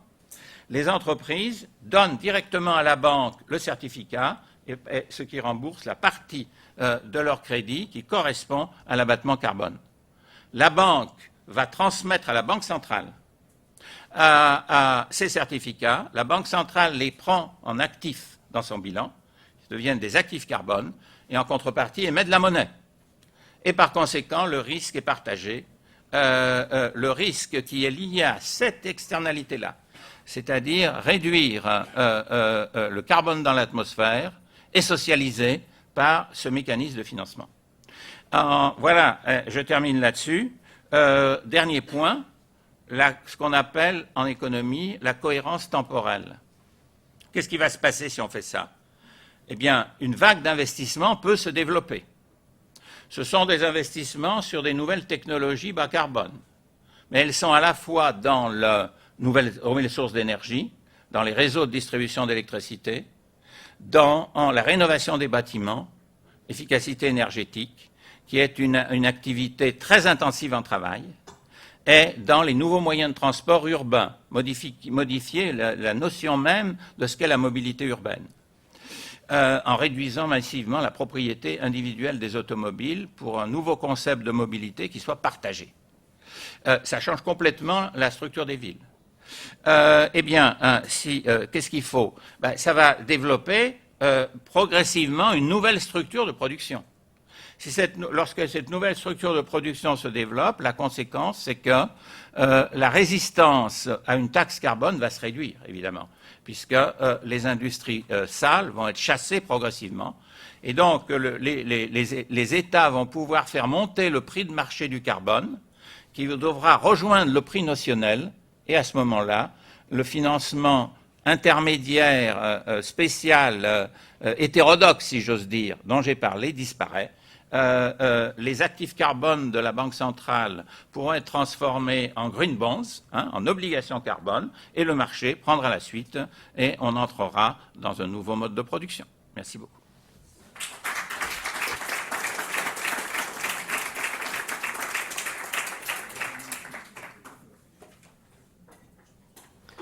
Merci beaucoup, Michel, pour cette perspective extrêmement éclairante et réaliste mais ambitieuse. La parole est à la salle. Si vous avez des questions, on va se donner 15 minutes pour échanger avec nos deux speakers. Le micro, François. On peut peut-être prendre 2-3 questions. Préparez vos questions. Oui, merci beaucoup. Effectivement, c'était tout à fait stimulant, cet exposé. Je voudrais revenir sur un tout petit point technique pour les entreprises, parce que valoriser le capital productif, on sait faire. Valoriser le capital environnemental, c'est peut-être techniquement un peu plus compliqué, mais on peut y réfléchir. Mais l'actif humain, j'aimerais bien y voir un peu plus clair, parce que quand on investit sur des hommes, et parfois sur des femmes, il y a quand même un problème, c'est que c'est pas tout à fait des actifs dans l'entreprise, puisqu'ils sont mobiles et ils ne sont pas propriété de l'entreprise. Donc je voulais savoir comment on valorise la formation, l'investissement qu'on fait sur les hommes et les femmes.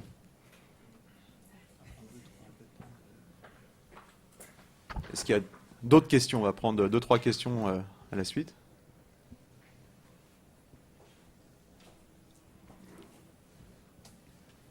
Oui, en 2010, on avait fait venir Denis Meadows au COMEX.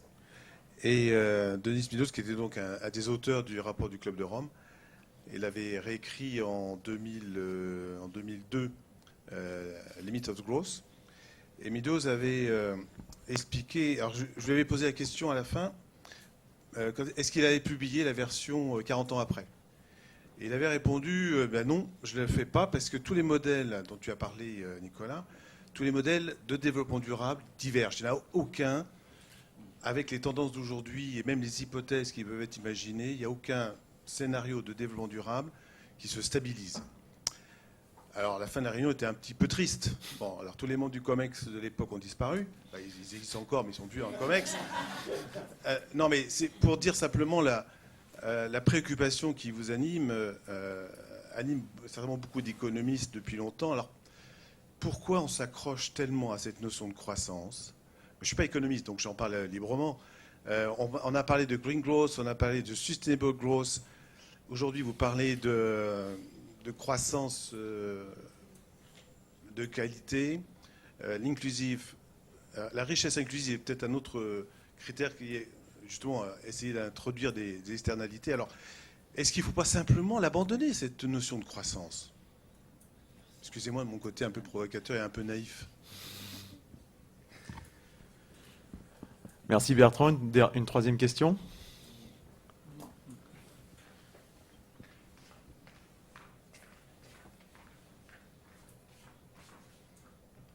Merci Alexandre Kolev de l'OCDE. C'était une question en fait pour Richard sur la présentation donc, très intéressante et je dirais aussi une vision un peu critique aussi des résultats de la banque. C'est vrai que la banque est arrivée aussi à faire ses présentations en montrant justement cette réduction de la pauvreté absolue. Je pense qu'une question intéressante et qui mériterait peut-être aussi d'être explorée plus, c'est finalement, on a parlé aussi ce matin de l'importance du cycle de vie et on sait bien que la pauvreté infantile a un impact absolument déplorable puisque si les enfants vivent dans la pauvreté, ce sont les pauvres de demain.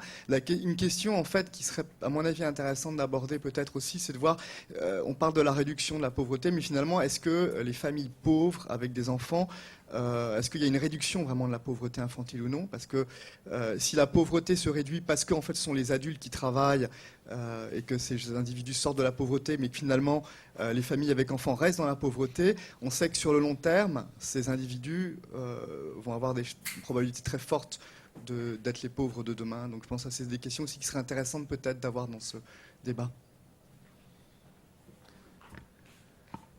Merci, je propose de repasser la parole à Michel Aglietta pour commencer, puis à Richard. Oui, le capital humain, évidemment, il est indispensable puisque n'importe quelle fonction de production de n'importe quel modèle fait évidemment apparaître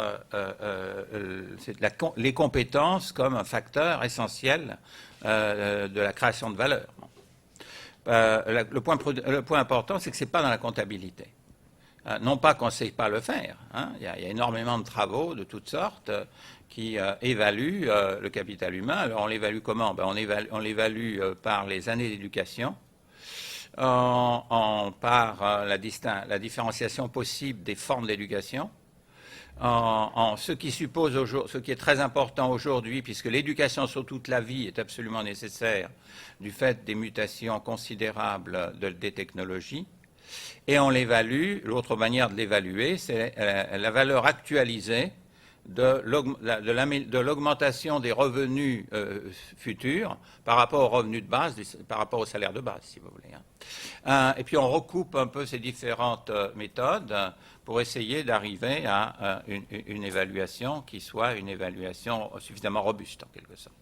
La question, c'est de le mettre dans la comptabilité, de faire en sorte qu'il apparaisse véritablement dans la manière dont l'entreprise utilise sa comptabilité pour pouvoir définir ses projets, eh bien qu'en effet, là, il y a une forme de productivité tout à fait essentielle. Comment il doit être combiné au capital productif, etc.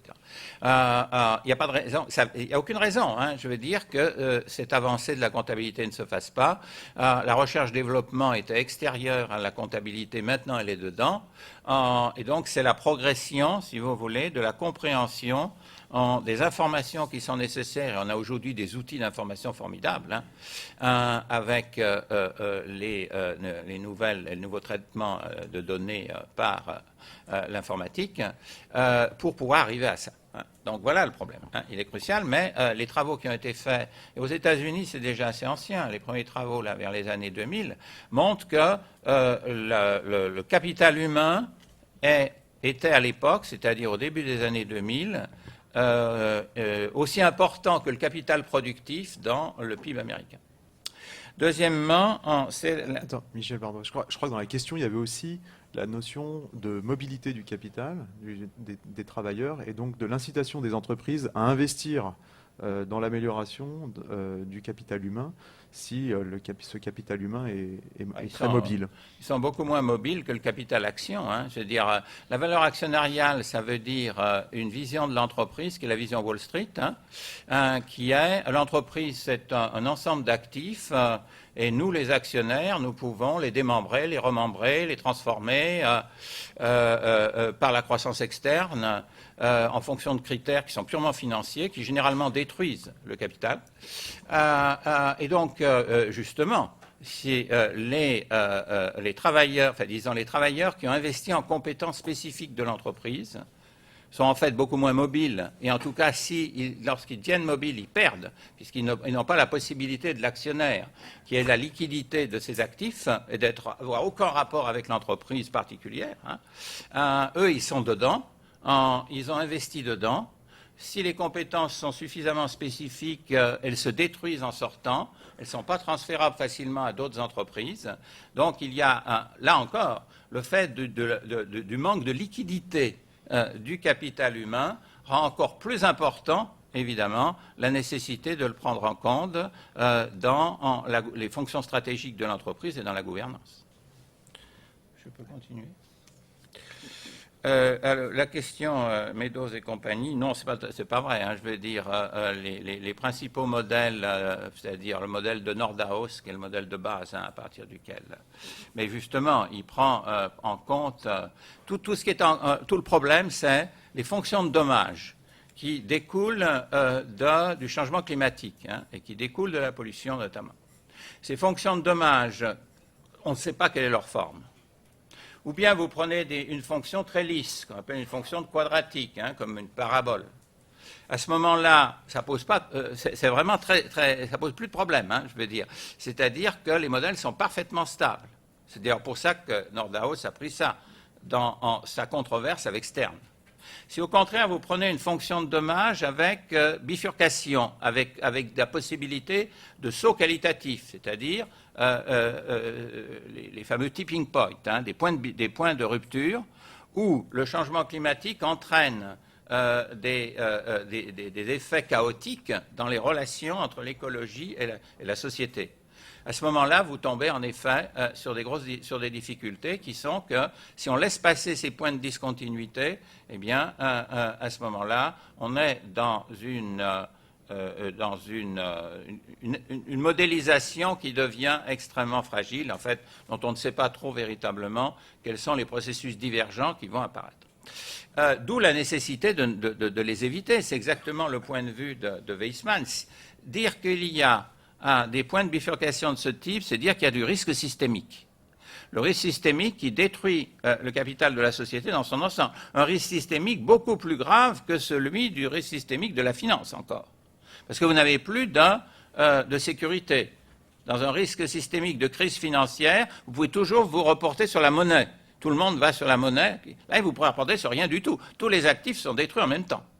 Et donc, c'est pour ça qu'il faut un principe de précaution qui ne laisse pas passer la possibilité d'aller à ces bifurcations. Et c'est ça qui fait dire que l'urgence est absolue et qu'il faut avancer, si vous voulez, maintenant. Au contraire, si vous êtes dans la vision Nordhaus, c'est-à-dire, après tout, les dommages sont, si vous voulez, réguliers.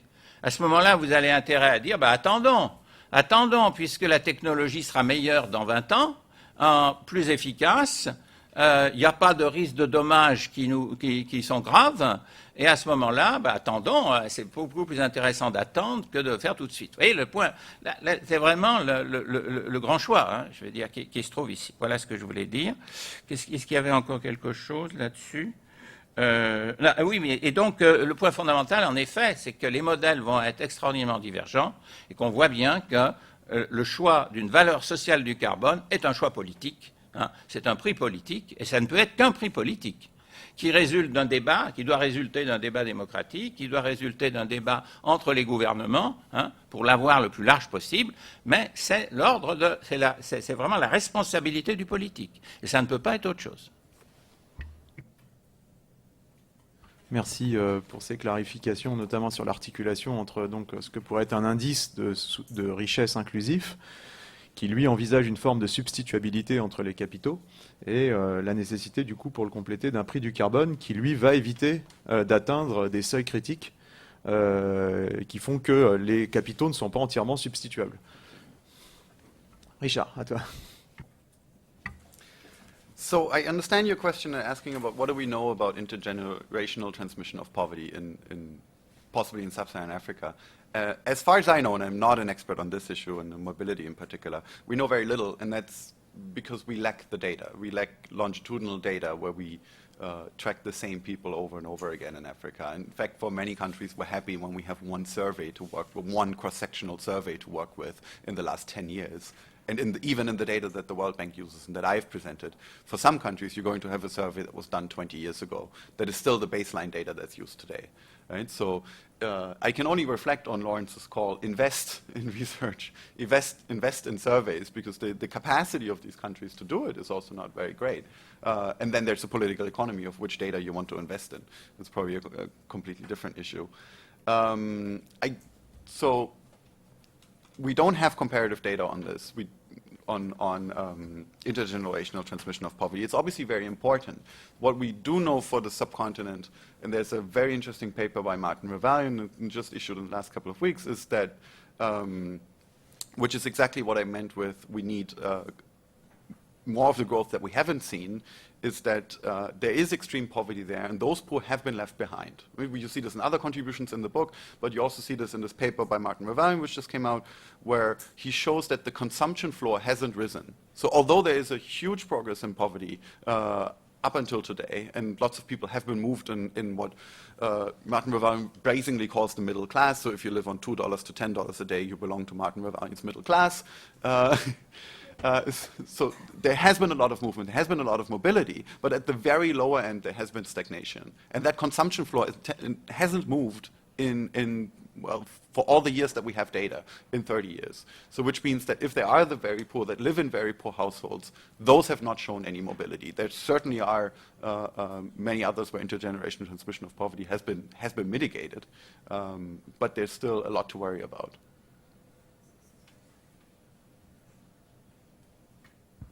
Merci. On peut prendre encore une ou deux questions avec des réponses très rapides s'il y en a, sinon je conclurai. Alors, donc c'est deux questions, Marc et Virginie. Merci. C'est une question pour Michel Aglietta. Vous avez dit que malgré tout, on avait besoin d'une croissance toujours quantitative. Est-ce que c'est vraiment nécessaire? Parce qu'en fait, le problème, c'est un problème qui est lié à l'emploi. Mais c'est lié aussi à un problème qui est lié à l'absence de partage du travail. Et donc, je pense qu'on pourrait préciser un peu ce point-là. Bonjour. C'était précisément la même question sur l'évidence manifeste sur la qualité de la croissance. Quid de la quantité de croissance vraiment nécessaire plutôt que redistribution peut-être? L'autre question, c'était sur les alternatives en termes d'indicateurs. On voit bien que le PIB continue de s'imposer. Est-ce qu'il existe ou commence à exister une forme de consensus sur un indicateur alternatif autour du bien-être ou autre, sachant manifestement que beaucoup de travaux existent, mais qu'on a du mal à trouver des données aussi consensuelles. Merci.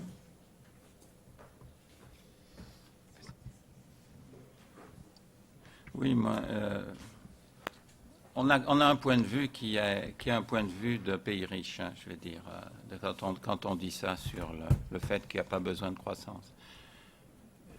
Il s'agit de faire monter, de faire ce qu'on appelle le catching up, hein, c'est-à-dire le rattrapage du reste du monde sur les pays développés. Évidemment, ça ne peut pas se faire sans croissance, puisqu'il s'agit d'accroître la richesse de ces pays. D'ailleurs, toutes les difficultés qu'on a rencontrées après Kyoto étaient liées à ça. C'est-à-dire entre le point de vue des Occidentaux, hein, sur le fait qu'il faut, on va faire un partage avec un prix du carbone commun qui vont nous permettre à ce moment-là d'avoir un point de vue général sur la soutenabilité. Et puis les pays en développement qui ont dit d'accord, soutenabilité, oui, mais à condition que ça soit inscrit dans nos politiques de développement. Et ces politiques de développement sont cruciales. Enfin, je veux dire, il faut effectivement accroître la productivité, il faut qu'il y ait de l'innovation, mais il faut qu'il y ait une accumulation de capital. Je vous signale qu'en Chine, il y a eu une très forte suraccumulation de capital dans un certain nombre de secteurs. Mais si on regarde aujourd'hui, au niveau global, le rapport capital sur produit en Chine, capital par travailleur, par individu, par rapport à ce qu'il est dans tous les pays occidentaux, il est 5 fois plus faible.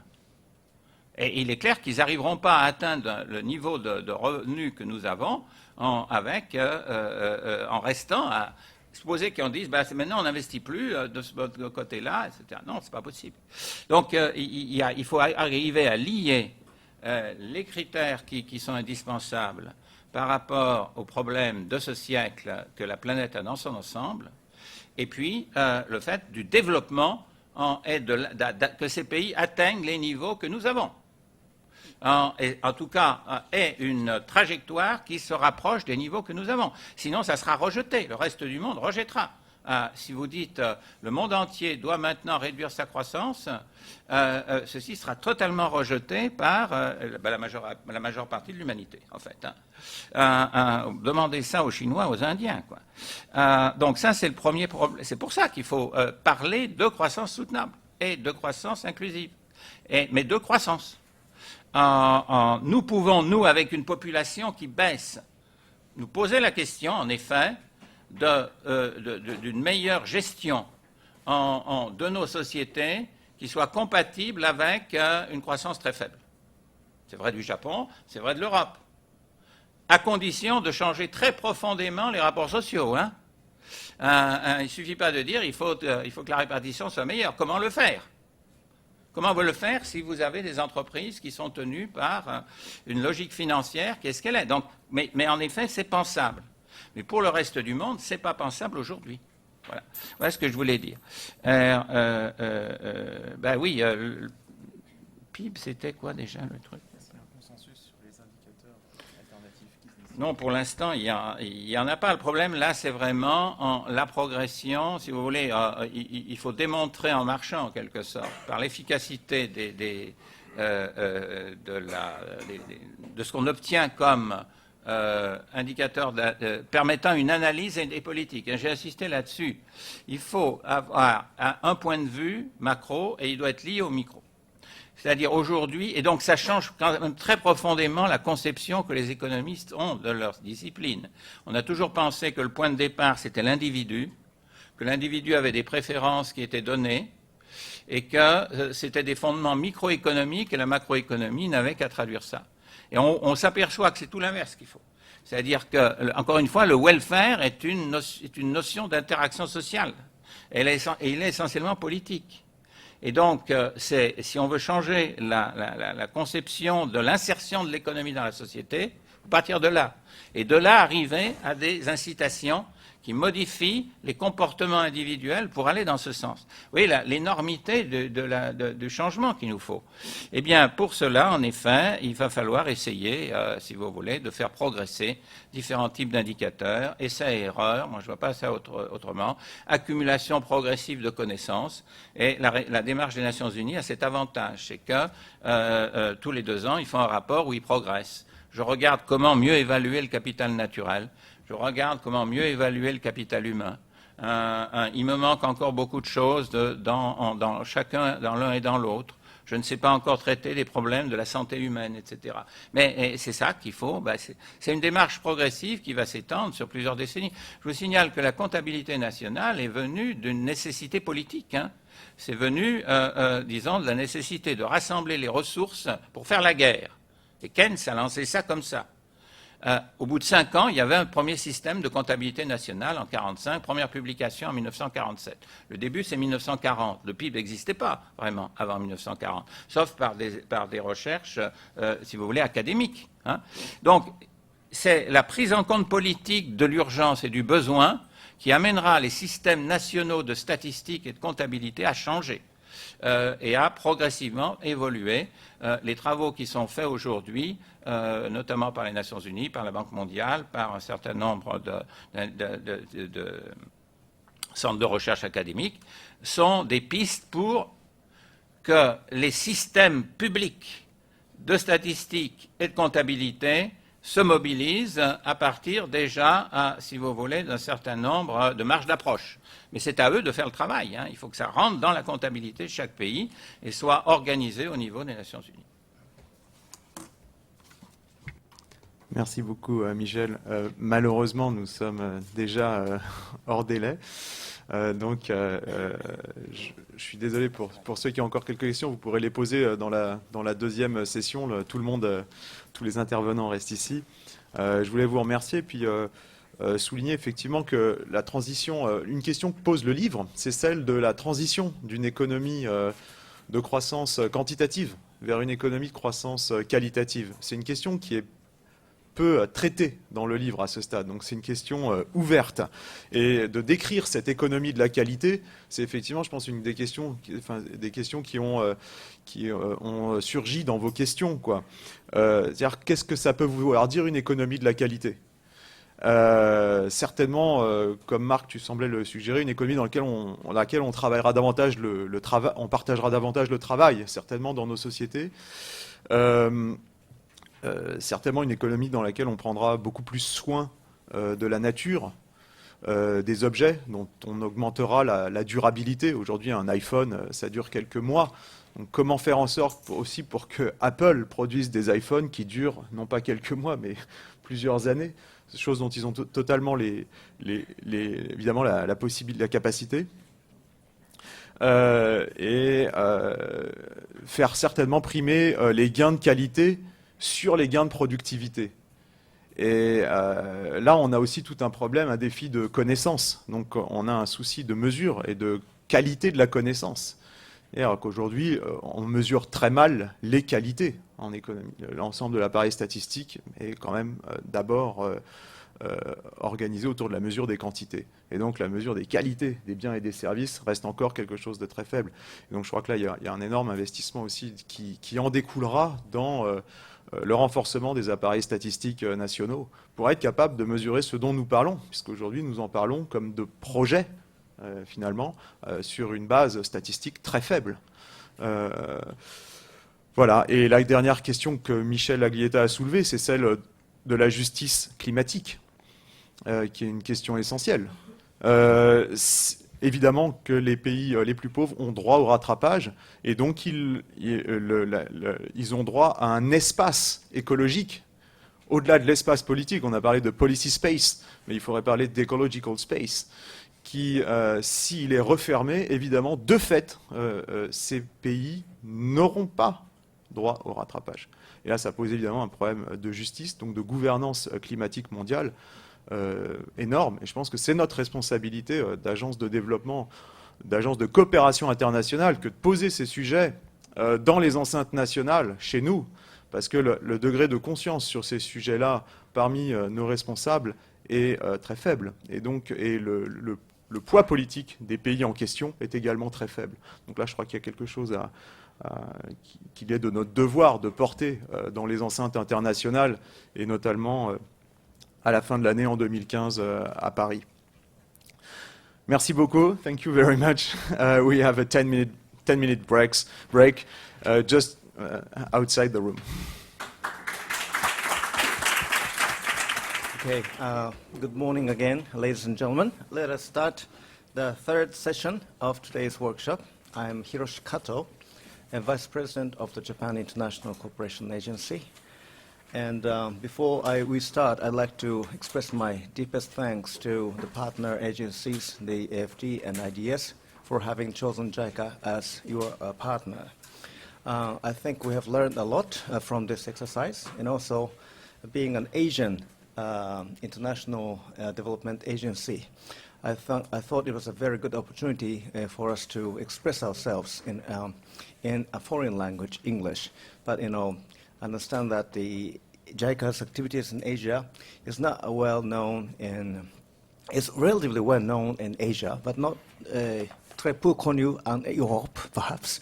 So I think it's a very good opportunity for us to express ourselves and for deepen our mutual understanding.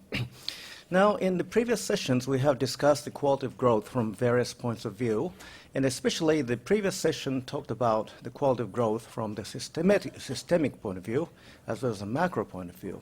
So the idea of this third session is to look at how the quality of growth argument translates into the policy debate. And here we have three presenters, and who will talk about how to realize quality growth by changing or transforming the structure of economy, or how by taking advantage of the natural resource endowments. We have three presenters, Dr. Hosono and Dr. Losh and Dr.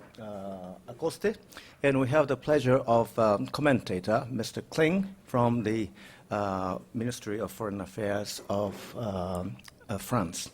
So, and here is how we're going to go about this session. We're going to have three presentations in a row, Hosono, Losh, and Acosta. And followed by that, Mr. Kling will make a brief comments to the three presentations, to which the presenters will make a brief response, maybe 2-3 minutes. And then the floor will be open for discussion with the participants. This is what we have in our mind as to the management of this session. So I'd like to have start the first presentation by Dr. Hosono, who is a special research advisor at the Jica Research Institute. He'll talk about the industrial transformation for inclusive growth. And Dr. Hosono, you have the floor. Thank you very much, Dr. Kato. Let me talk about what are effective approaches to attain quality of growth in practice in the field of international cooperation.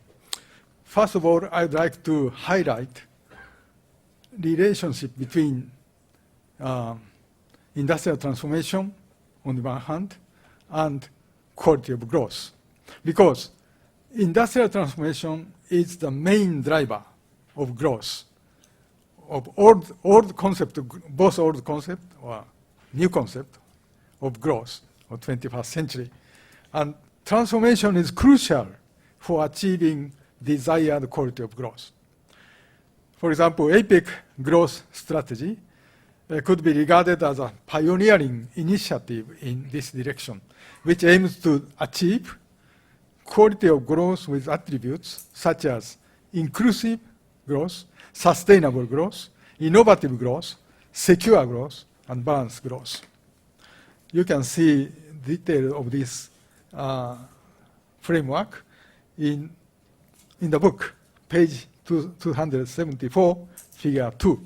You see these 5 attributes of quality of growth according to APEC growth strategy.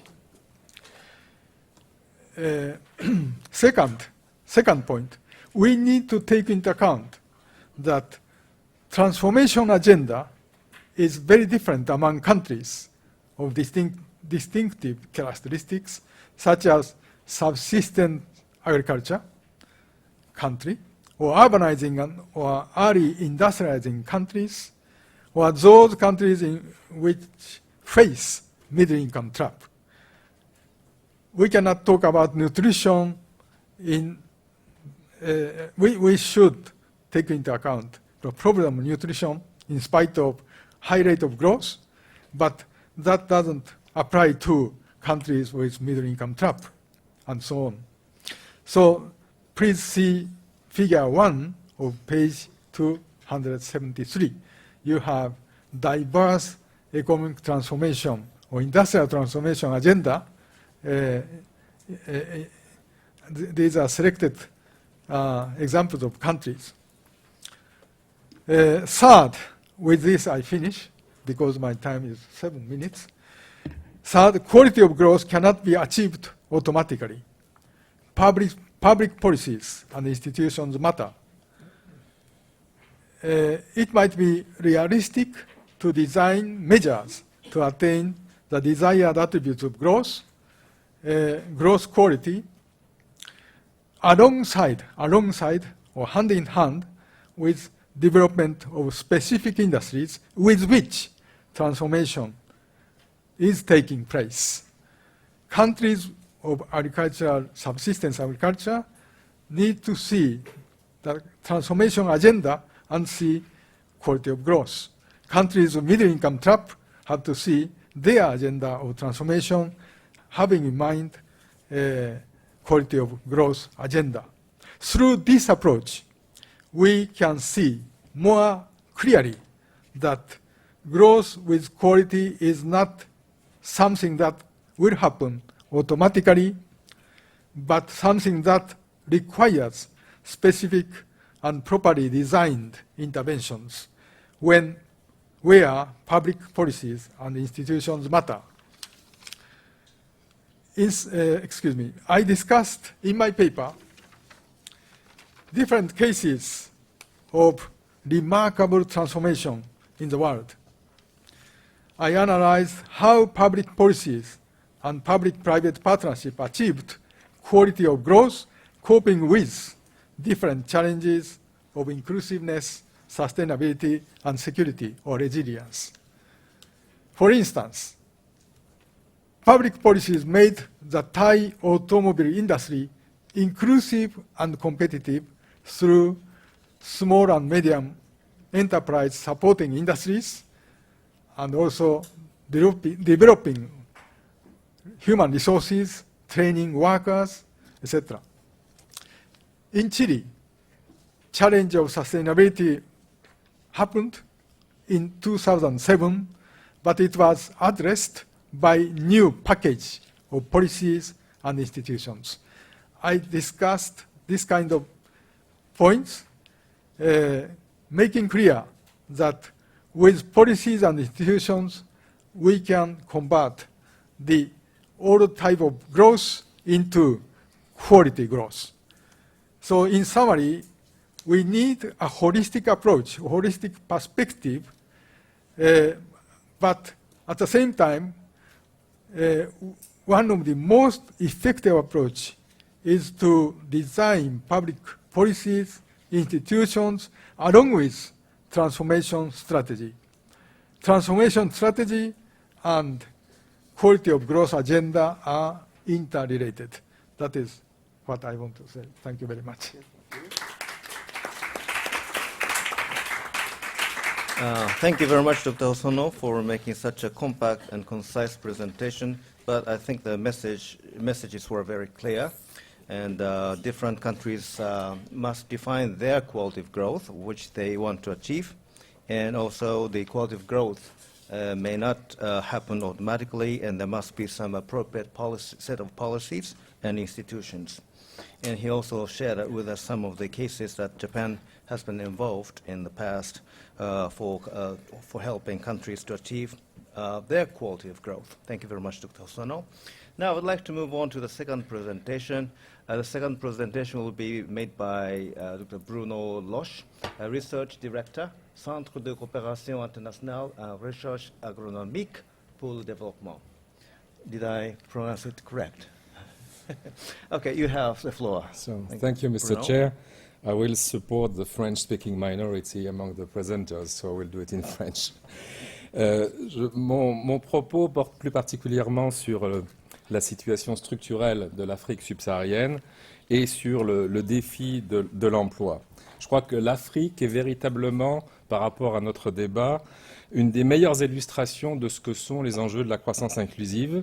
Cette région du monde, elle est confrontée à un défi de son régime de croissance et surtout, au-delà, un défi en termes de modèle de développement. Alors après deux décennies d'afro-pessimisme qui avaient fait dire à The Economist hopeless continent au début des années 2000, maintenant vous savez tous qu'on est un petit peu dans une euphorie, bon, un peu atténuée par le changement des cours du pétrole, mais enfin The Economist, 10 ans plus tard, dit Africa Rising, etc. Je pense que dans ce contexte-là, il faut vraiment garder la tête froide, s'intéresser à la situation structurelle des pays africains et raisonner sur la trajectoire longue période, c'est-à-dire pas seulement les 15-20 ans de beaucoup des analystes, mais plutôt sur 50, 60 ans et ce que sont les fondations de des économies africaines. Alors j'ai deux préalables. Le premier préalable, c'est la diversité. Alors je vous montre une carte qui est un petit peu inhabituelle par rapport aux représentations de l'Afrique. Ce n'est pas une représentation de l'Afrique en kilomètres carrés, c'est une représentation de l'Afrique en PIB. Et donc on voit bien qu'on est dans une grande diversité. L'Afrique, on dit souvent l'Afrique, mais l'Afrique c'est 54 pays, 54 États, c'est 48 États en Afrique subsaharienne. Et on voit ici qu'il y a déjà 3 Afriques. Il y a une Afrique du Nord, il y a une Afrique du Sud, et puis une Afrique du Milieu. Et dans cette Afrique du Milieu, on a de grandes différences entre les structures d'un pays comme l'Éthiopie ou de la Guinée équatoriale, bien évidemment. Si on regarde maintenant la même Afrique, mais non pas en PIB, mais en population, vous avez ça. Et c'est la situation aujourd'hui. Alors, cette situation structurelle en Afrique, elle est caractérisée par une grande pauvreté et la stagnation du processus de changement. Ça a été clairement évoqué à plusieurs reprises dans les présentations de ce matin, notamment par Richard Bloom. Ici, c'est très basique, c'est graphique, mais ça vous montre l'évolution de la pauvreté par tête à 1,25 et à 2. Et vous voyez que contrairement à la Chine, évidemment, qui a tiré l'ensemble, y compris contrairement à l'Inde, où c'est un peu plus difficile, la situation africaine est caractérisée par une grande stagnation en termes d'évolution des indicateurs de pauvreté. Les caractéristiques de l'Afrique, c'est premièrement une forte croissance démographique. Entre les indépendances, on est passé de 220 millions à 830 millions d'habitants en 2010. Une population urbaine qui a été multipliée par 10, mais malgré cela, les ruraux sont encore majoritaires. En moyenne, en Afrique subsaharienne, de l'ordre de 65%. Deuxième caractéristique, très peu de changements structurels. La structure du PIB en Afrique a peu bougé. C'est essentiellement des ressources extractives de l'agriculture ou des mines et de l'énergie et les services. Et quand on raisonne, ce qui est très important, la structure d'activité, que font les gens, que fait la population active, c'est l'agriculture, l'informel urbain, et il n'y a qu'une petite frange de 15% qui est dans des activités salariées dites du secteur moderne. Et donc, en résumé, l'Afrique, c'est l'urbanisation sans l'industrialisation. Et alors, pourquoi quelques clés d'explication à cette situation. Premièrement, une permanence d'un système rentier qui a des origines dans le système d'exploitation coloniale, maintien des rentes d'exportation agricoles, extractives, rente administrative de la création d'États nouveaux avec une concentration sur les capitales, rente de l'aide publique au développement, bien sûr. Mais aussi, un deuxième point qu'on oublie souvent, c'est que L'Afrique, lorsqu'elle avait seulement 20 ans d'indépendance, elle a été rattrapée par les politiques d'ajustement structurel, la libéralisation, la mondialisation, et ça a contribué à une déconnexion entre l'agriculture, l'urbanisation et le processus d'industrialisation. Il en découle une sorte d'anémie territoriale avec de grands déséquilibres dans les pays africains. Et l'Afrique aujourd'hui, c'est en fait un continent de vide et de plein, avec, qui va des déserts ou à la forêt équatoriale, où l'impact du changement climatique sera un des plus élevés sur la planète, avec notamment des impacts très forts en termes de variabilité, très grande variabilité du climat. Alors le défi africain, c'est un défi de l'emploi. L'Afrique a engagé sa transition démographique, mais la population africaine, elle va être multipliée par 2,3. Ce qui est particulièrement intéressant, c'est de voir que sur une période de 40 ans, entre 70 et 2010, l'Afrique subsaharienne, la Chine et l'Inde ont été dans le même ordre de grandeur d'accroissement démographique, entre 550 et 650 millions d'habitants. Dans les 40 années qui viennent, l'accroissement en Afrique va doubler, 1,2 milliard, alors que la population chinoise, l'accroissement chinois va pratiquement s'arrêter et va décroître après 2050. Et la population en Inde, la croissance va également beaucoup diminuer. Donc on est dans une situation très particulière où on est sur un véritable changement d'échelle qui va bien sûr affecter complètement les dynamiques économiques et les territoires africains.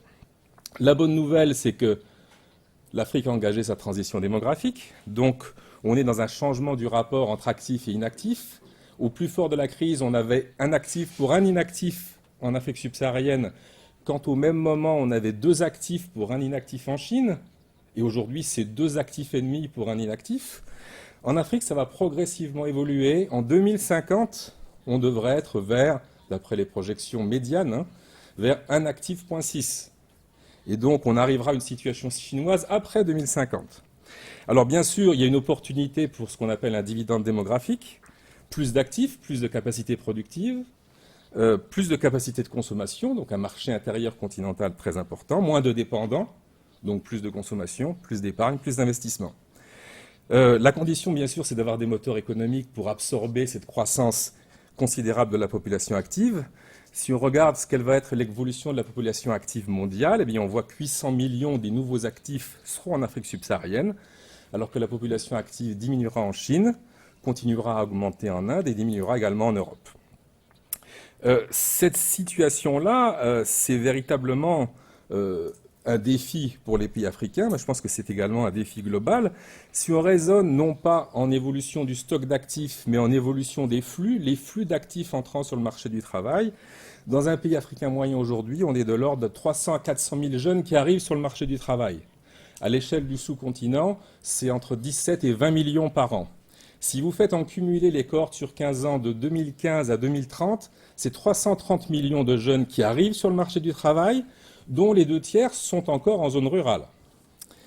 Alors, pour terminer, l'Afrique subsaharienne, elle est confrontée à des défis qui sont majeurs à l'échelle historique, planétaire, puisqu'elle doit gérer sa transformation structurelle, c'est-à-dire sa transition économique et sa transition démographique, dans le contexte de la mondialisation, c'est-à-dire avec les opportunités de la globalisation, mais aussi ses contraintes, notamment en termes de concurrence et de compétition, sous les contraintes du changement climatique. Et donc, dans un contexte comme celui-là, et ça a été appelé par plusieurs intervenants ce matin, il est urgent de réinvestir dans des stratégies de développement qui ont été complètement désertées depuis 25-30 ans. Il faut casser le caractère complètement segmenté, sectoriel des politiques publiques, par les gouvernements, mais aussi, bien sûr, par les agences de coopération. On a des politiques agricoles, des politiques urbaines, des politiques de santé. À quel moment est-ce qu'on articule ces politiques dans une logique de développement des territoires?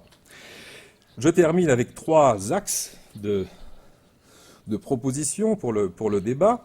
Le premier point important, c'est qu'il n'y aura pas de reproduction des trajectoires de changement structurel passées en Afrique. Et autant j'adhère avec enthousiasme à ce que disait Michel Aglietta tout à l'heure, autant j'ai été surpris lorsqu'il a dit qu'on était toujours dans une logique où il fallait qu'il y ait le catching up Le catching up à l'échelle mondiale n'est pas possible, puisque lorsqu'on regarde les rapports de force et de population entre les populations des pays riches et les populations des pays dits en développement, on est sur une impossibilité, une non-faisabilité par rapport à ce qu'est le stock de ressources. Je rappelle qu'en termes d'inégalité, le ratio PIB par tête de l'Afrique subsaharienne par rapport au PIB par tête des États-Unis en 1960, c'était 6%. Aujourd'hui, c'est 4%. Dans le cas de la Chine était capable, avec les conséquences environnementales que l'on sait, de se hisser de l'ordre de 20%. Mais c'est seulement 20% des États-Unis. Or, si la Chine prétend avoir le même niveau de richesse que l'Américain moyen, on est face à un véritable problème. Deuxième point, il faut réinvestir absolument dans les bases de connaissances. On ne peut pas faire de stratégie, on ne peut pas avoir de politique publique avec la tragédie des systèmes d'information, des systèmes statistiques que l'on a aujourd'hui en Afrique. La situation est véritablement grave. Certains pays n'ont pas eu de recensement démographique depuis 20 ans, donc c'est une situation qui n'est pas tenable, et ça veut dire un réinvestissement massif, notamment de la part de l'aide publique au développement. Troisièmement, sortir des systèmes rentiers qui caractérisent beaucoup d'économies africaines, c'est-à-dire, au lieu de rester dans une logique extraversion, réinvestir dans les marchés intérieurs, à l'échelle continentale, bien sûr, et donc réarticuler les territoires africains. Le quatrième axe, ça a été évoqué ce matin, c'est bien sûr une priorité à l'agriculture. Alors ça semble ringard, mais aujourd'hui, l'essentiel des actifs en Afrique sont dans le secteur agricole et dans la petite agriculture. Et si on veut recréer l'articulation entre agriculture, urbanisation et industrialisation, notamment par l'agro-industrie, il est véritablement nécessaire d'avoir un appui à la petite agriculture africaine. Le problème là étant celui du séquençage. Évidemment, on peut dire qu'avec les rapports de population active que j'ai présentés, on sera, dans 50 ans, peut-être que l'Afrique sera l'usine du monde. Mais on a un problème de pas de temps, notamment les 2 décennies qui viennent, sur comment on gère la population active qui arrive sur le marché du travail. Et enfin, pour terminer, agriculture certes, mais aussi un besoin crucial de réinvestir en termes de biens publics, infrastructures, équipements, services, dans les petites villes et villes moyennes qui ont été complètement défavorisées dans les choix de politique publique en Afrique au profit des capitales, qui est absolument nécessaire pour pouvoir réarticuler à l'échelle locale les dynamiques agricoles avec un effet levier en matière de diversification économique. Je vous remercie. Et je vous remets cette carte en fond d'écran. Merci beaucoup, Bruno. Since this morning we've been talking about the quality of growth, and many speakers have mentioned that this idea should be applied to different countries with different meanings. It could be applied to middle-income countries, it could be applied to the poorest countries, it could be applied to resource-rich countries. But I think, all in all, Africa is one of the areas where we have to think very carefully and seriously about the quality of growth, as presented by Bruno very eloquently. Thank you very much for making us aware of the need for paying focused attention on Africa. Now I'd like to move on to the third presentation, and will be made by Andres Acosta, a senior lecturer of political economy, International Development Institute, King's College, London. Now you have the floor, Andres. Thank you, Mr. Cato. I'll stick to English. I don't think there are many Spanish speakers in the room. I had the pleasure of working in the Thank you. I had the pleasure of working in the governance team at IDS when Lawrence invited me to be part of this project, and as a result, I was one of the few political scientists coming around questions of quality of growth. The question that the project was addressing was what type of growth was produced, in my particular case, by the natural resource bonanza that benefited the world between 2003, 2013, 14, roughly. And in particular, this paper started exploring which political rules and institutions were adopted at different choices to facilitate a more equitable distribution of these resources. So the paper is mostly about political choice and how these choices are made, and ideally we wanted to look into what are some of the outcomes. I specifically look at the fiscal management of natural resource revenues within the debate about how to manage and allocate these resources. There's been a series of different instruments discussed, including stability funds, savings funds, revenue sharing rules, direct cash transfers, sector investments, etc. And there's an ample literature on all of these different formulas. I will just focus on the revenue sharing aspect of the question. And to do this, I built on research for a longer-term project looking at revenue sharing patterns in 10 different resource-rich countries, including Bolivia, Brazil, Colombia, Ghana, Ecuador, Indonesia, Mexico, Nigeria, Papua New Guinea, and Peru. I won't bore you with the specifics of charts, etc. You can find them, the relevant chart in the book. And I am specifically looking at two different dimensions of variation. One is how do resource-rich revenues from natural resources are distributed along a vertical axis or between the center and subnational governments, what proportion stays in the center and what amount is sent to subnational government for a more autonomous management of this revenue. And the horizontal dimension, that is whether revenues go back to benefit the producing districts, whether you are mining or whether you host oil fields or whether you have specific wells in natural gas, or whether the distribution takes place at a much more wide area. And this, I make the claim, that will have an impact on the equality of distribution. I'll skip straight to the findings and start looking at the vertical dimension. Remember, the question I'm looking at is how to determine whether subnational transfers tend to privilege or centralize management from the executive at the national level, either Ministry of Finance, etc., and from then built into projects for national distribution, or these are allocated to the subnational level with a greater degree of autonomy, political and financial autonomy, to make decisions on how to go about spending this.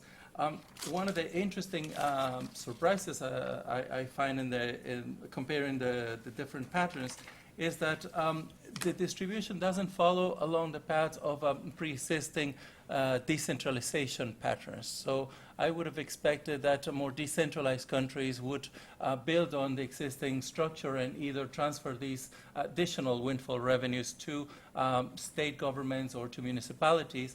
But what we find is that there are countries like that are fairly decentralized, like Brazil, that tend to adopt more centralized patterns, and more executive centralizes and tends to redistribute, whereas there are other countries in the Andean region, like Peru or Bolivia, that are formally unitary, that is, these do not have existing structures for decentralizing, but they rather are centrally managed, yet when it comes to natural resources, they adopt quite the opposite. They're much more aggressive in decentralizing compared to this.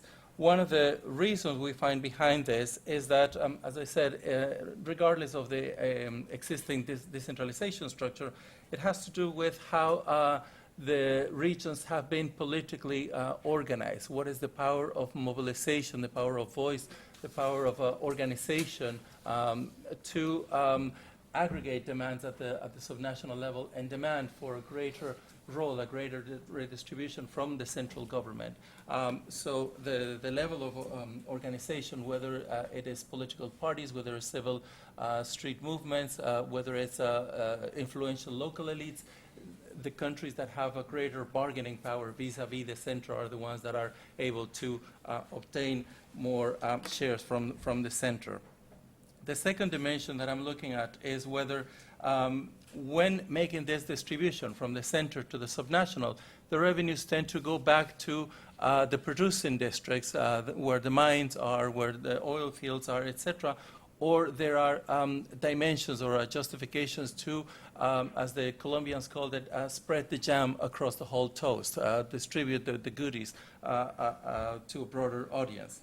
And what we're finding, again, is a very concrete choice by which presidents would tend to target or select or keep producing districts benefiting from these rents when the other districts are either too weak politically to organize, to challenge, or the president has a concrete gain, political electoral gain, from doing so. It is usually the case that governments would tend to adopt a more redistributive choice and promote more equal redistribution when presidents have a very particular case for passing a broader policy agenda. So to bring back the example of Colombia, there is a promise from the central government to make greater investment in other districts if legislators vote with the president to make a broader redistribution of these revenues, therefore bypassing the influential of specific mining elites who would have opposed a greater redistribution. I will focus on three, and the details are in the paper, but I want to focus on three specific consequences for moving the work ahead. And as I mentioned, this connects with some broader work that I am doing on the politics of managing public finances. One is that there are no pre-existing decentralization formulas or even technical choice behind these allocation formulas, which is probably one of the biggest takeaway for me in terms of surprises, because for much of the 10-year bonanza, a lot of the discussion was geared around how do we empower, how do we distribute, how do we build on mechanisms to produce a better, more equal, more targeted distribution. And what we find is that there is very little connection with existing formulas, but rather these mechanisms grew organically from specific power relationships. And I think the implication is for people working in development practice to really step back and think, what are the political incentives that different elites have to redistribute revenues in the first place? Beyond, paying honor to a specific rule or adopting a specific mechanism, why would they care to centralize or decentralize? Often is the case that political elites would prefer to re-centralize these resources rather than redistribute. The second issue is that checks and balances matter when managing these revenues. And at some point we have three specific cases, in which case one country chooses to re-centralize most of the revenues. It's the case of Ecuador, where 98% of the revenues stay with the central government and only 2% go back. And this creates a very large imbalance in terms of where to invest these revenues. There are no mechanisms for transparency or for accountability through which different other actors can have a say in where to invest those revenues. So in an extreme case, you may find the example of a dictator or a development dictator, in which case a good allocation of these revenues would be very much along the lines of its goodwill, its good policy choices, but there is actually no democratic mechanism to ensure that these choices are more equitable, more distributed. Peru is perhaps the opposite example, where there is a very generous distribution of mining revenues. This is 50% stay with the central, 50% go to subnational units, but there is no political commitment. There's no political engagement or accountability for political parties. So even though municipalities have a lot of money, they don't have these linkages with organized sectors to actually distribute and find better ways to distribute. So these are the two extremes. One is a pure centralization without politics. The other is very generous decentralization without politics as well. And an interesting case, perhaps, is Bolivia, where there's a generous centralization with an active participation of state and municipal actors in the allocation and the decision-making process. As one of the people working, the representative of the region, when state government said, we used to depend on the president to give us natural resource revenues. Now the president depends on us to sustain his political base of support. And this is the basis of a more equitable fiscal pact at the subnational level. And the final point that I want to make is that now that we are entering into a post-boom era where, with record low prices of oil, this actually opens a unique window of reform. Again, thinking about working in cooperation agencies for pushing ahead for energy reforms. This is the moment where governments are more open or vulnerable to adopting hydro, solar, and other patterns of energy production that go away from extractors, very much talking about along the lines of what Bruno was mentioning before. And the other is a unique window of opportunity to push for greater fiscal prudence, fiscal transparency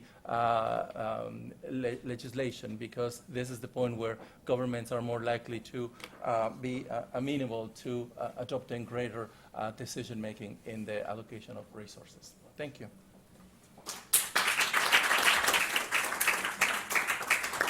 Thank you, Andres, for a very interesting presentation. I think the resource growth dependent on natural resources has often been cited as examples of growth whose quality is questionable, and how to make the resource-rich countries' growth more quality growth is one of the issues that we have to concentrate our attention to. And I was surprised to hear that there is no preset set of systems that are conducive to more distribution to natural resource rents to different countries. Well, thank you very much for the three presenters. And then we have the panelist, Mr. Kling, Jean-Pierre Kling from the Ministry of Foreign Affairs of France, to briefly comment on the three presentations made by the presenters. So, Mr. Kling, you have the floor. Thank you very much. We just had three excellent presentations on quality growth, which is the title of this roundtable. I believe these three presentations complement each other very nicely, both thematically and geographically. The first one by Mr. Hosono analyzes the issue of industrial transformation. Industrial here means structural, not only manufacturing. It's interesting to emphasize that the four success stories of sector transformation described in his presentation are located in Asia and Latin America, manufacturing or agriculture, but no success story is located in Africa. The other presentation by Andres, my neighbor, studies the tricky questions of management of natural resources in developing countries mostly. Norway is the only developed country studied. But the speaker describes some successful experiences of management of natural resources. But here again, let me emphasize that these successful experiences are mostly in Latin America, but not in Africa. So obviously in Africa, we have this Dutch disease phenomenon and no successful experience of management of natural resources. You probably heard of Zambia, which recently tried to increase the taxation of mining companies, and big mining conglomerates threatened to pull out of the country. And last but not least, the presentation by Bruno Loche, very relevant and balanced analysis of the challenges of growth and employment in Africa. So this one talks about Africa because that's the title. And I would recommend to read his chapter to everybody, and which shows that Africa is not the new China, as some people a bit hastily say. So why is this subject of this roundtable very important? The main question of this quality growth. So let me suggest 3 points. First of all, the subject of this presentation is at the core of international policy debates this year. As you know, Sustainable Development Goals, the SDGs, are currently being discussed at the United Nations. The actual negotiations started last week, and the final list of SDGs, Sustainable Development Goals, will be finalized next September. And among these objectives, which are currently being discussed, 3 objectives refer very specifically to the subject discussed in the presentation in this roundtable. Objective number 2, end hunger, achieve food security, improve nutrition, and promote sustainable agriculture, and especially double agricultural productivity, etc. Objective number 8, promote sustained, inclusive, and sustainable economic growth, full and productive employment and decent work for all. Objective number 9, build resilient infrastructure, promote inclusive and sustainable industrialization, and foster innovation. So these 3 objectives, which are the main objectives of the international community for the next 15 years, 3 of these objectives are very narrowly connected to the discussion today. So you remember the Millennium Development Goals, the MDGs. They focus on poverty, human development in its different dimensions, but they did not cover growth structural issues at all. So for the first time, the international community is going to take into account that it's not only growth, not only human development, but also the quality of growth and especially job creations which matter. I have about 4 minutes left. So second reason why this is an important question, this subject, quality growth, is at the core of economic policy debates. So quality growth means inclusive growth, sustainable growth. We started discussing this in a previous session. I don't have time to define inclusive growth. There are many definitions. But at the international level, the most commonly accepted definition is growth that benefits all. But that doesn't mean anything, actually. But you have a macroeconomic approach of inclusive growth, which means the growth pattern, but also a microeconomic approach. And you have many issues covered by this macroeconomic approach, and especially institution and public policy. And probably you notice that 2 of the presentations talked about Chile, successful policies in aquaculture in Chile, exporting agricultural products from the sea, and also successful public policy in management of natural resources, which shows the importance of public policies and institutions. So it's not by chance that it's the same countries which manage to have successful policies in all fields. So last of all, that's my third final point. Let me ask 3 questions to the speakers of the round table and to everybody. First questions about trade-offs. Well, the economists always like to talk about trade-offs. So what are the trade-offs here? Inclusive growth, yes, versus sustainable growth? Well, we started talking about this with a previous presentation earlier on this afternoon, but this morning, sorry, but there is a more wider issue. Also, are the different sustainable goals relating to growth consistent, or are there trade-offs? For example, high productivity growth for farmers, which is one of the objectives. It means more income for those staying in agriculture, but also less jobs. So what does it mean in the end? Second question, is it still possible to conduct industrial transformation? Once again, industrial means sector transformation. Now with the WTO, the international framework. Third and final question, how can we apply the analysis conducted in these presentations to Africa? Managing natural resources, sector transformation. That's another major questions. Thank you.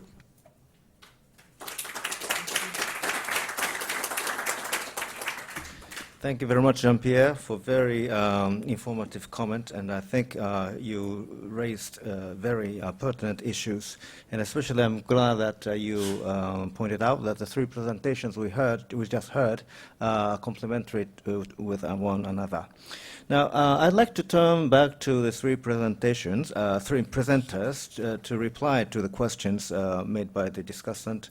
But before I do so, I'd like to mention that I'm very glad that Jean-Pierre talked about the SDG goals that we are now debating around the world and in the UN, and maybe how the debate on quality growth translates into the discussion of the post-MDG agenda will be an important issue that we have to discuss later on with the participant.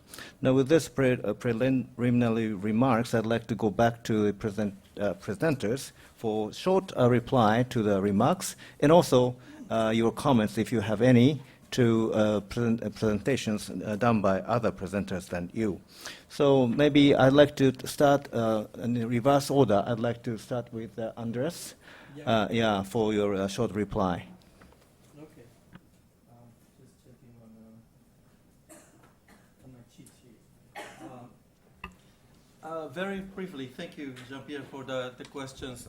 Very briefly, the trade-offs in the management. I think I made reference to the temptation to make more decisive policy making by concentrating more authority at the executive level. And this certainly allows greater room for fiscal prudence, better allocation of resources, better targeting. You know, if you come up with ideal vulnerable populations from a central planning office, etc.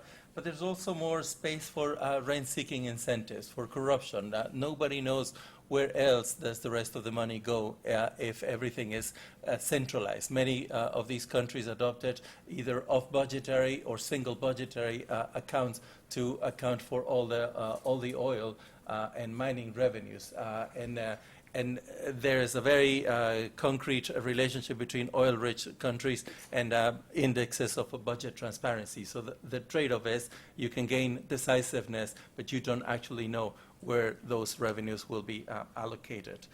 Secondly, on industrial transformation, the cases that we look at prove very difficult to reverse or promote what was called back then forward linkages, which is the kind of linkages that countries like Norway did with their natural resource wealth, which is to promote other industries, promote greater training, etc. The temptation is to invest on what works, which is mostly the extractive companies. And there's been recently a very weak, very diluted discussion about what is called local content. It's a very generic, very useless label to say every time a mining company comes to the community, they should try to hire miners, they should try to hire local labor force, they should try to hire local suppliers, etc., etc. But it's a very weak discussion because most of the extractive companies have a much bigger bargaining power to impose the conditions under which they operate.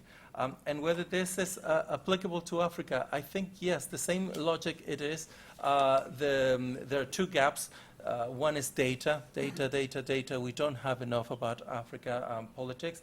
And the secondly is a work in progress, but the level to which political parties, civil society, and even legislatures are organized in Africa, they still have,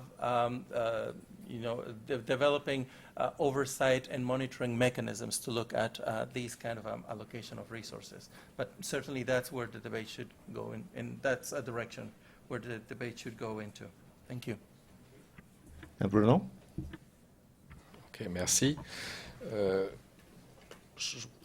Je crois j'ai eu un challenge par Jean-Pierre Kling. C'est vrai qu'il y a toute une série de trade-offs et je crois que les gouvernements, comme l'aide internationale, ont besoin de gérer les contradictions qui existent entre différents types d'objectifs.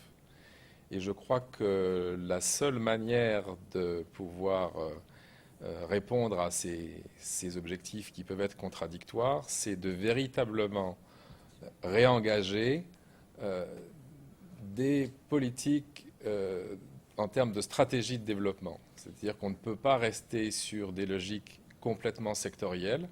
Il est nécessaire d'aller de nouveau vers des approches articulées, multisectorielles et territoriales.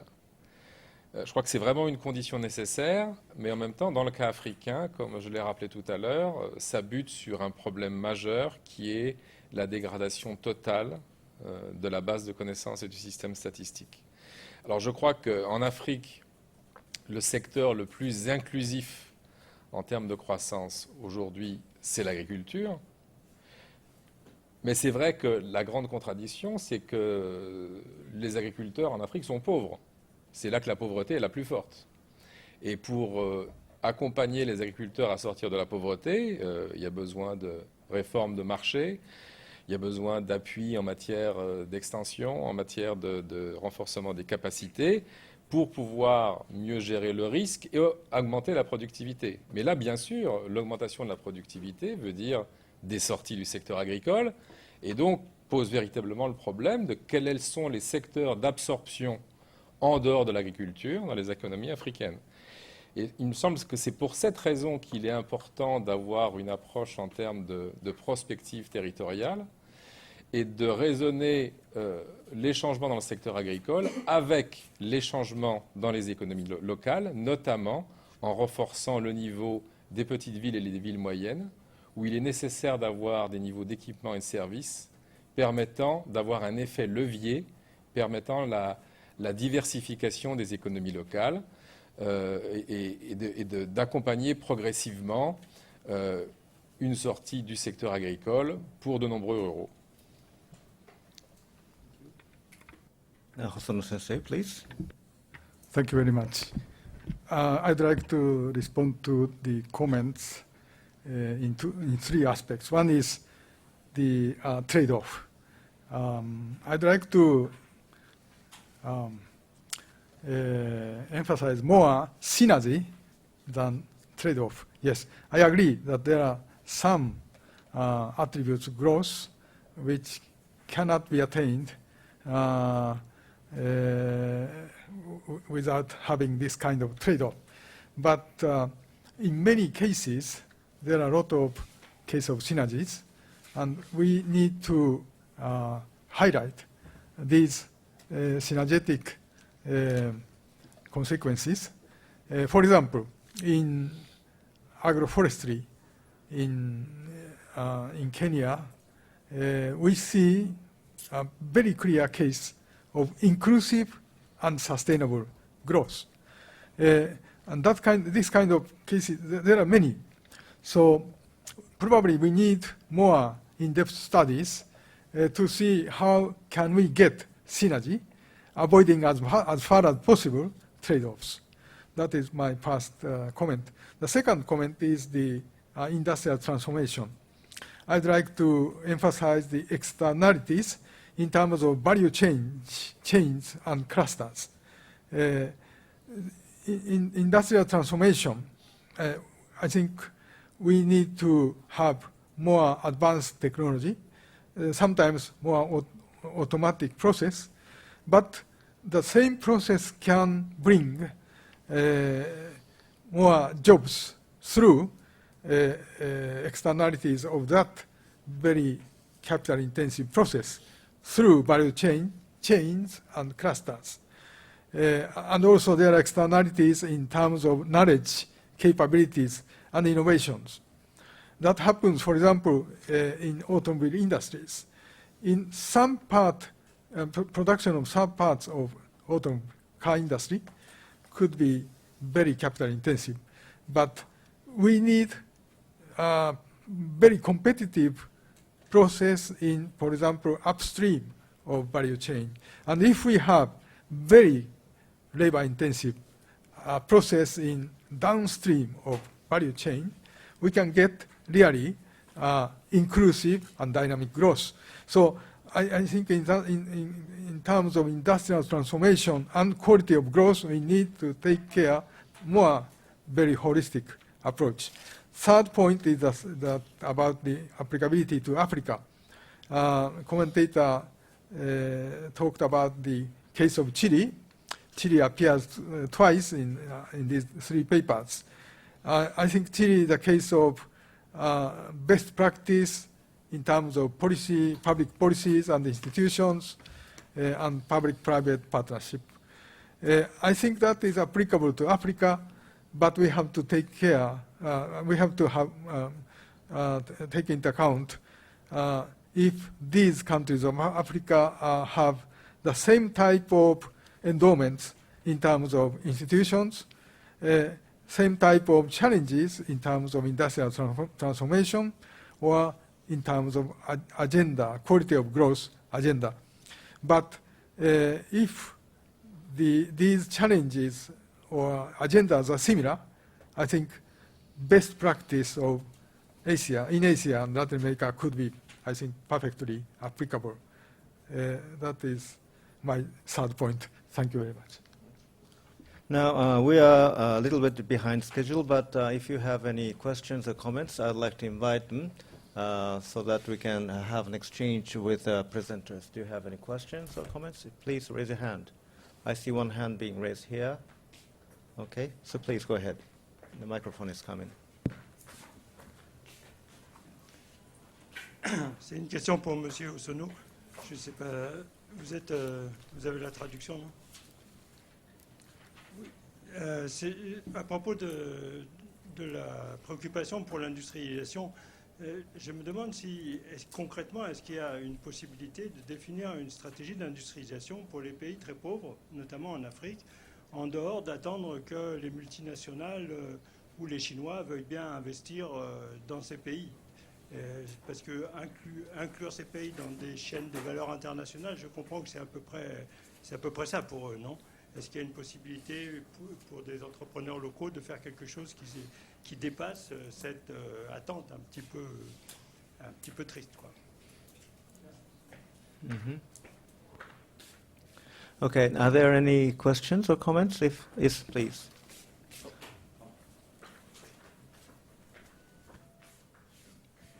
A similar question on industrialization, particularly of Africa. I wonder if you would have any comment on the diagnostics that has been presented by The Economist recently, showing that the process of industrialization in recent times has shortened.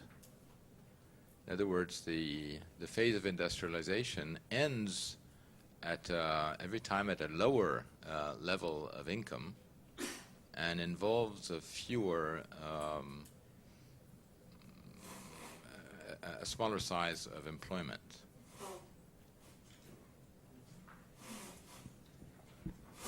I understand that questions primarily addressed to Hosono-san, but maybe other presenters and commenters might have an answer. So let's start with Dr. Hosono. Thank you very much for very important questions.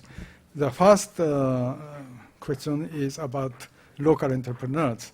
I totally agree with you that we need not to expect that foreign direct investment transform structure of industrial structure in African countries. We know many cases. For example, in Ethiopia, they are doing very well, establishing local entrepreneurs.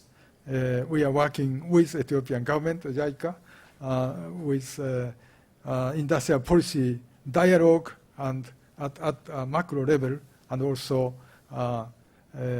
incremental innovation through Kaizen, or incremental improvement through Kaizen at enterprise level. I think these approaches could be very relevant for the kind of concerns which you have. Thank you. And the second question is about the industrialization or premature disindustrialization in Africa. That was the word was used in some economists because in most of sub-Saharan African countries, the share of manufacturing industries have been decreasing in the process of high rate of growth in last decade or so. And that is premature disindustrialization, lowering the share of manufacturing industry. That is really unfortunate because industrialization produces jobs and at the same time knowledge and capabilities in terms of Joseph Stiglitz. I think we need much more study why this process has happened in spite of high rate of growth in most of sub-Saharan African countries. I think that is all about the quality of growth. So that is my answer. Thank you very much. Does any of the other panelists have any comments and responses? Okay, I think it's about time, so let us... Oh, okay, there's one hand being raised. Please. Sorry, I tried to get a question in at the last session, so now I'm kind of insisting. I just wanted to ask about the link between China's investment in Africa and the kind of mainly in extractive industries, but the kind of growth that it has influenced, and where you think it's going to be going. Because, I mean, although China is supposed to be, quote-unquote, slowing down, I'm sure that their investment in these extractive industries in Africa will continue. And it'd be interesting to hear from Dr. Loesch, mainly, exactly where you think this is going and how you think that this can actually improve or not in terms of growth and the actual quality of growth, given that China is not so interested in terms of joining a lot of international global groups trying to talk about how we do development and what is the best way, et cetera, et cetera. So that's the question.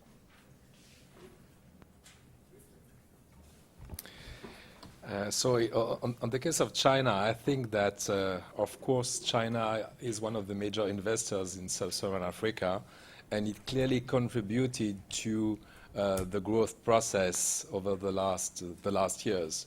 But clearly, the major sectors of investment of China, it's clearly, as you said, in extractive industries, mining and oil, etc. But the issue here is that, okay, it contributed to GDP growth, but it did not contribute to the job issue. And if you take the impact of this type of investments, including when it's in free trade zones and this type of things through light manufacturing, participation to global value chains, well, the order in terms of numbers, it's around 10,000, 15,000 number of new jobs when you have to face, for the median average country in sub-Saharan Africa, a yearly cohort of youth people entering the labor market of about 300,000, 400,000. So here you have the big gap, and I think that if you don't have clearly more inclusive policies in terms of employment, the region will face real difficulties in terms of economic and social tensions and political unrest.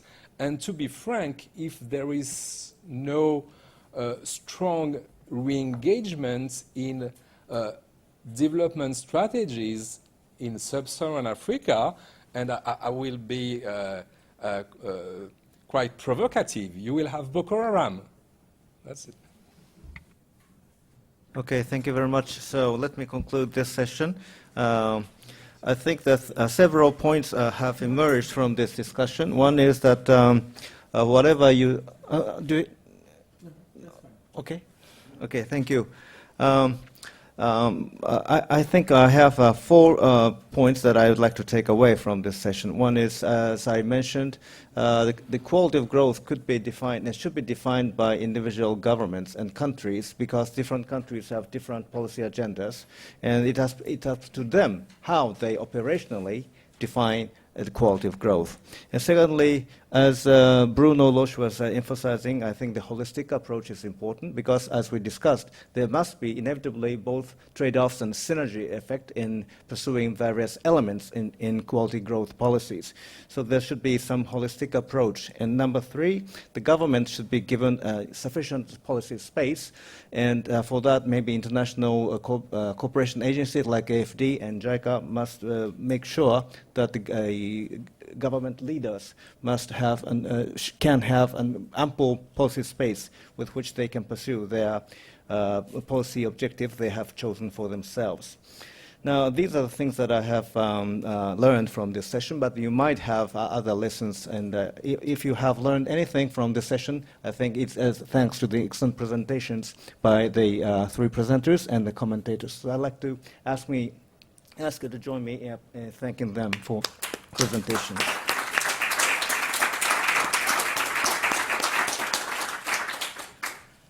Sorry, so the floor is back to Nicolas or Alexis. Yes, well, thank you very much. We now have a concluding session. I invite Lawrence, and they will also sit next to him for some concluding remarks. Please.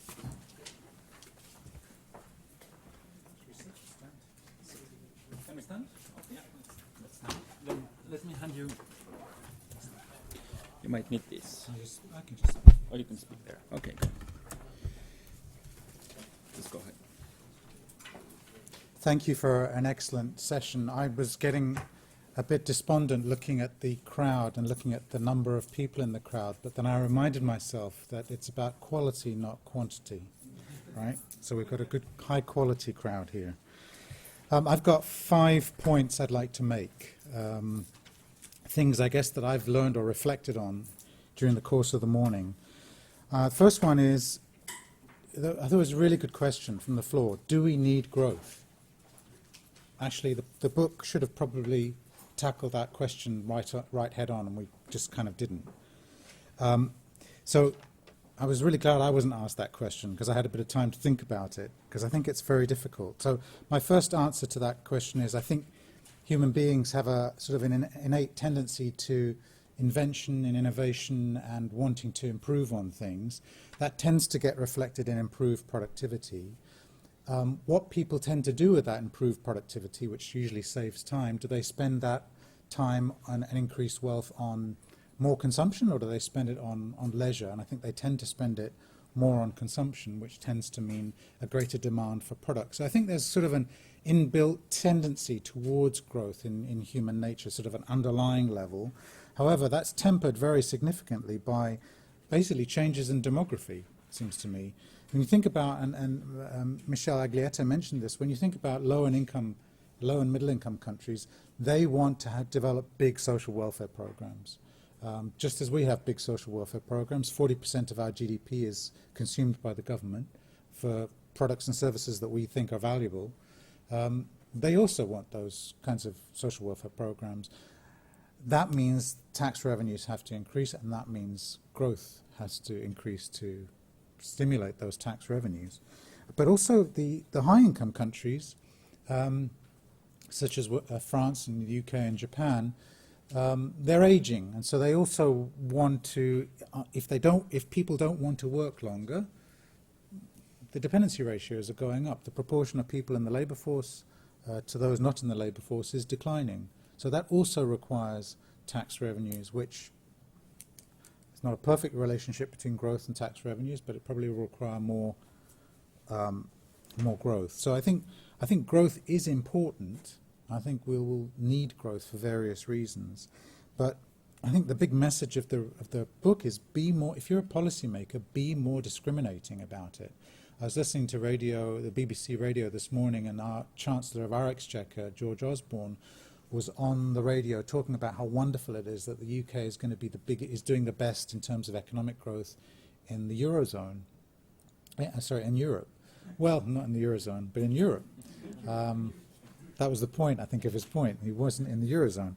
But, that's just a very non-discriminatory way of thinking about economic growth.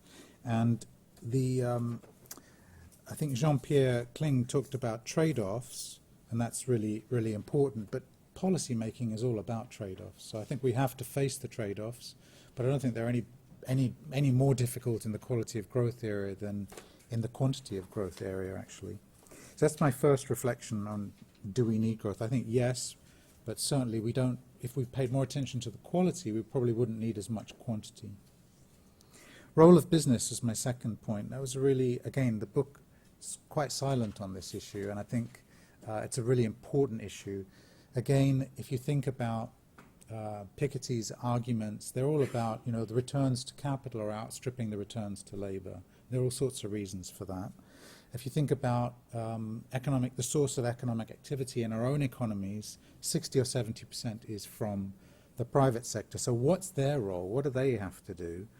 And I don't know the answer to that, but I do know that human capital investments are one of the issues. And I think someone asked Michel Aglietta about that. How can you invest in your workforce if you don't own them, so they could just easily go away, and once they've got the training they can move on. But I think there are innovative ways around sort of institutional innovations that can help spread the risk and share the risk between the companies and the employer, between the employees and the employers. For example, the cost of a training program, if you stay for 5 years, after you've received the training, the employer pays for all of it. If you leave before 5 years, you share the cost between the employer and the employee. So I think there are ways around that. Third point's around measurement, and it's really clear from Michel's presentation that it's going to be really difficult to have one mega index of what is quality of growth. But I think maybe that's the wrong way to be thinking about it. Maybe the best way to be thinking about it is to be thinking about what's the poverty reduction per unit of growth. Or another way of thinking about it, so that's put growth in the denominator. Another way of thinking about it is put growth in the numerator. How many resources are consumed per unit of growth? So I think there are some very basic things we can do actually to improve the measurement around the quality of growth that don't get built up into one sort of mega index, which is really massively politically contentious. Fourth, data.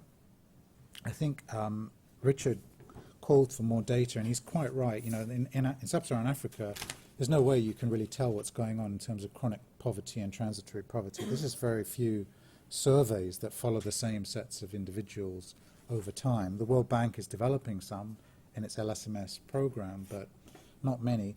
And that's why I really appreciated the case study approach that some of the authors took, which I thought was really interesting because it showed the complexity, and complexity is like kryptonite for policymakers, right? But the complexity should be a spur to innovation and a spur to greater strategic thought rather than an excuse to bury your head in the sand. The case studies brought together the economics, the politics, and they can be stories that can be quite influential and inspiring, but that's why it's so important to do them properly and not make them just, hagiographies and puff pieces. They must be serious pieces of work. Fifth, final point really, is that quality is the result of choices we make. So we've talked a bit about Piketty's book. We could also talk about Hajun Chang's book that came out 2 or 3 years ago. I don't agree with everything in that book, but the thing I really like about that book, this is is it 21 things you never knew about capitalism or were afraid to ask, something like that. The thing I like about that book is it's very clear about the kinds of choices you can make to get the kinds of growth and capitalism that you want. And it's all about politics and all about choices, whether it's a carbon tax or inequality or resilience. The US Congress, was it the Senate or the Congress? I'm not quite sure, just recently voted 51 to 49% against the idea that climate change is caused by humans. We wonder what their perspective on evolution would be. But the point about that anecdote is that most of the people voting against were Republicans and most of the people voting for it were Democrats. So these issues, as you know, are highly political. And Andreas's paper, I thought, did a great job of showing that. Civil society, governments, business, researchers, agencies like AFD, you have choices you can make. There's a really good analysis from Development Initiatives that just came out. Judith Randell's group, Judith's a trustee member of IDS in the UK, showing how poorly targeted ODA is to poverty, really poor. And none of the bilaterals were exempt from the criticism. That's a choice you make about inclusive growth. In conclusion, we often say that people get the politicians they deserve, right? And that means that's sort of if you get bad politicians, maybe you haven't been Maybe you haven't been voting, maybe you haven't been active in the debate, maybe you haven't been canvassing, maybe you haven't stood. But I think it's the same for growth. I think we get the growth we deserve. And we deserve better growth. The world deserves better growth. And let's make the choices that will get us there. Thank you.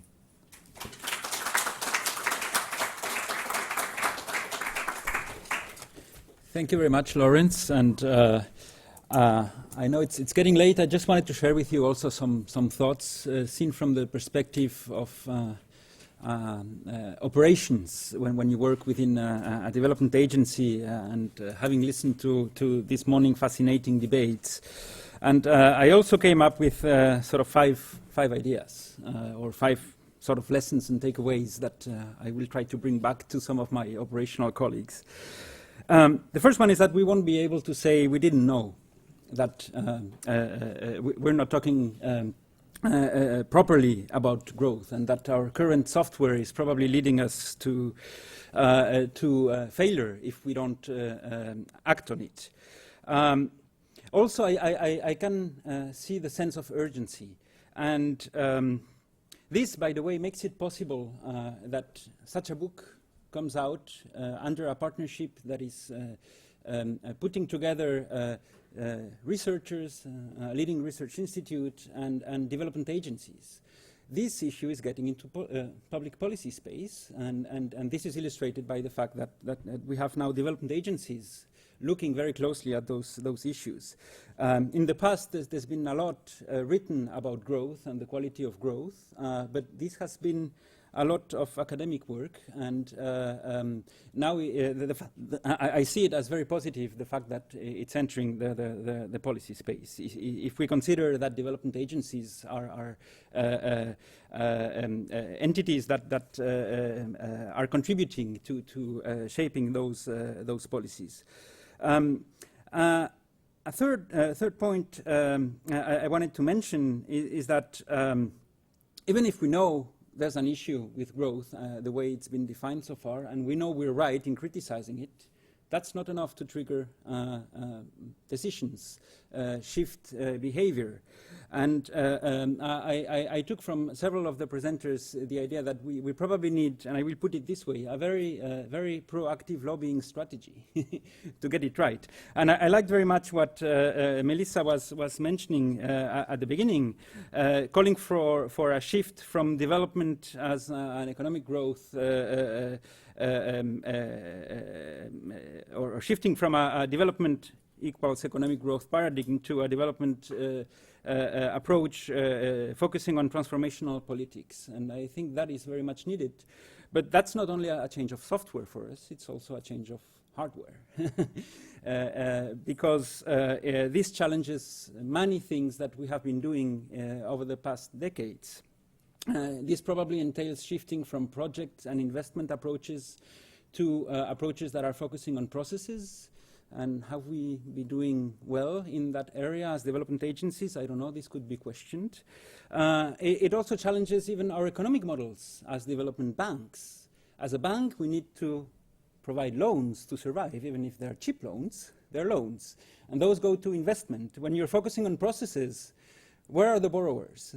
Not easy, right? So there's another issue for the development bank business if we try to follow what Melissa was suggesting, seeing development as a transformational politics. A fourth issue that I wanted to mention, and this has been highlighted by several presenters, is that we need more holistic and systemic approaches. Great, that's complex. Now, how do I sell that to people who are working in the field and are focusing on already very complex issues in a given sector? That's very nice, but please look at all the other sectors of the economy, and once you get it right, then you can define and discuss a project or a program with your partners in the countries. That's a very hard sell. And for sure, we are probably more at the beginning of something than at the end of something. And probably also I was talking about the necessary change of hardware for institutions like ours. This probably implies accepting the idea that knowledge is incomplete. not only because of the data issues that have been mentioned. Collecting data in sub-Saharan Africa is very difficult, and yes, we need to invest more into statistical programs and institutions. But even with all the data you could dream of, can you manage complexity? Probably not. That would be my guess, and that also implies changing the way we make decisions, and maybe we should invest more into decision-making under uncertainty. And maybe we should also reflect on whether deterministic approaches are good enough to tackle this complexity. I don't know, those are just ideas that came up through the discussion. But in any case, there's something certain, I believe, is that human capital has increased this morning thanks to all the good debates here, and I'm sure that the quality of growth also has increased, whatever the indicator is. Thank you so much, and congratulations for all these sessions.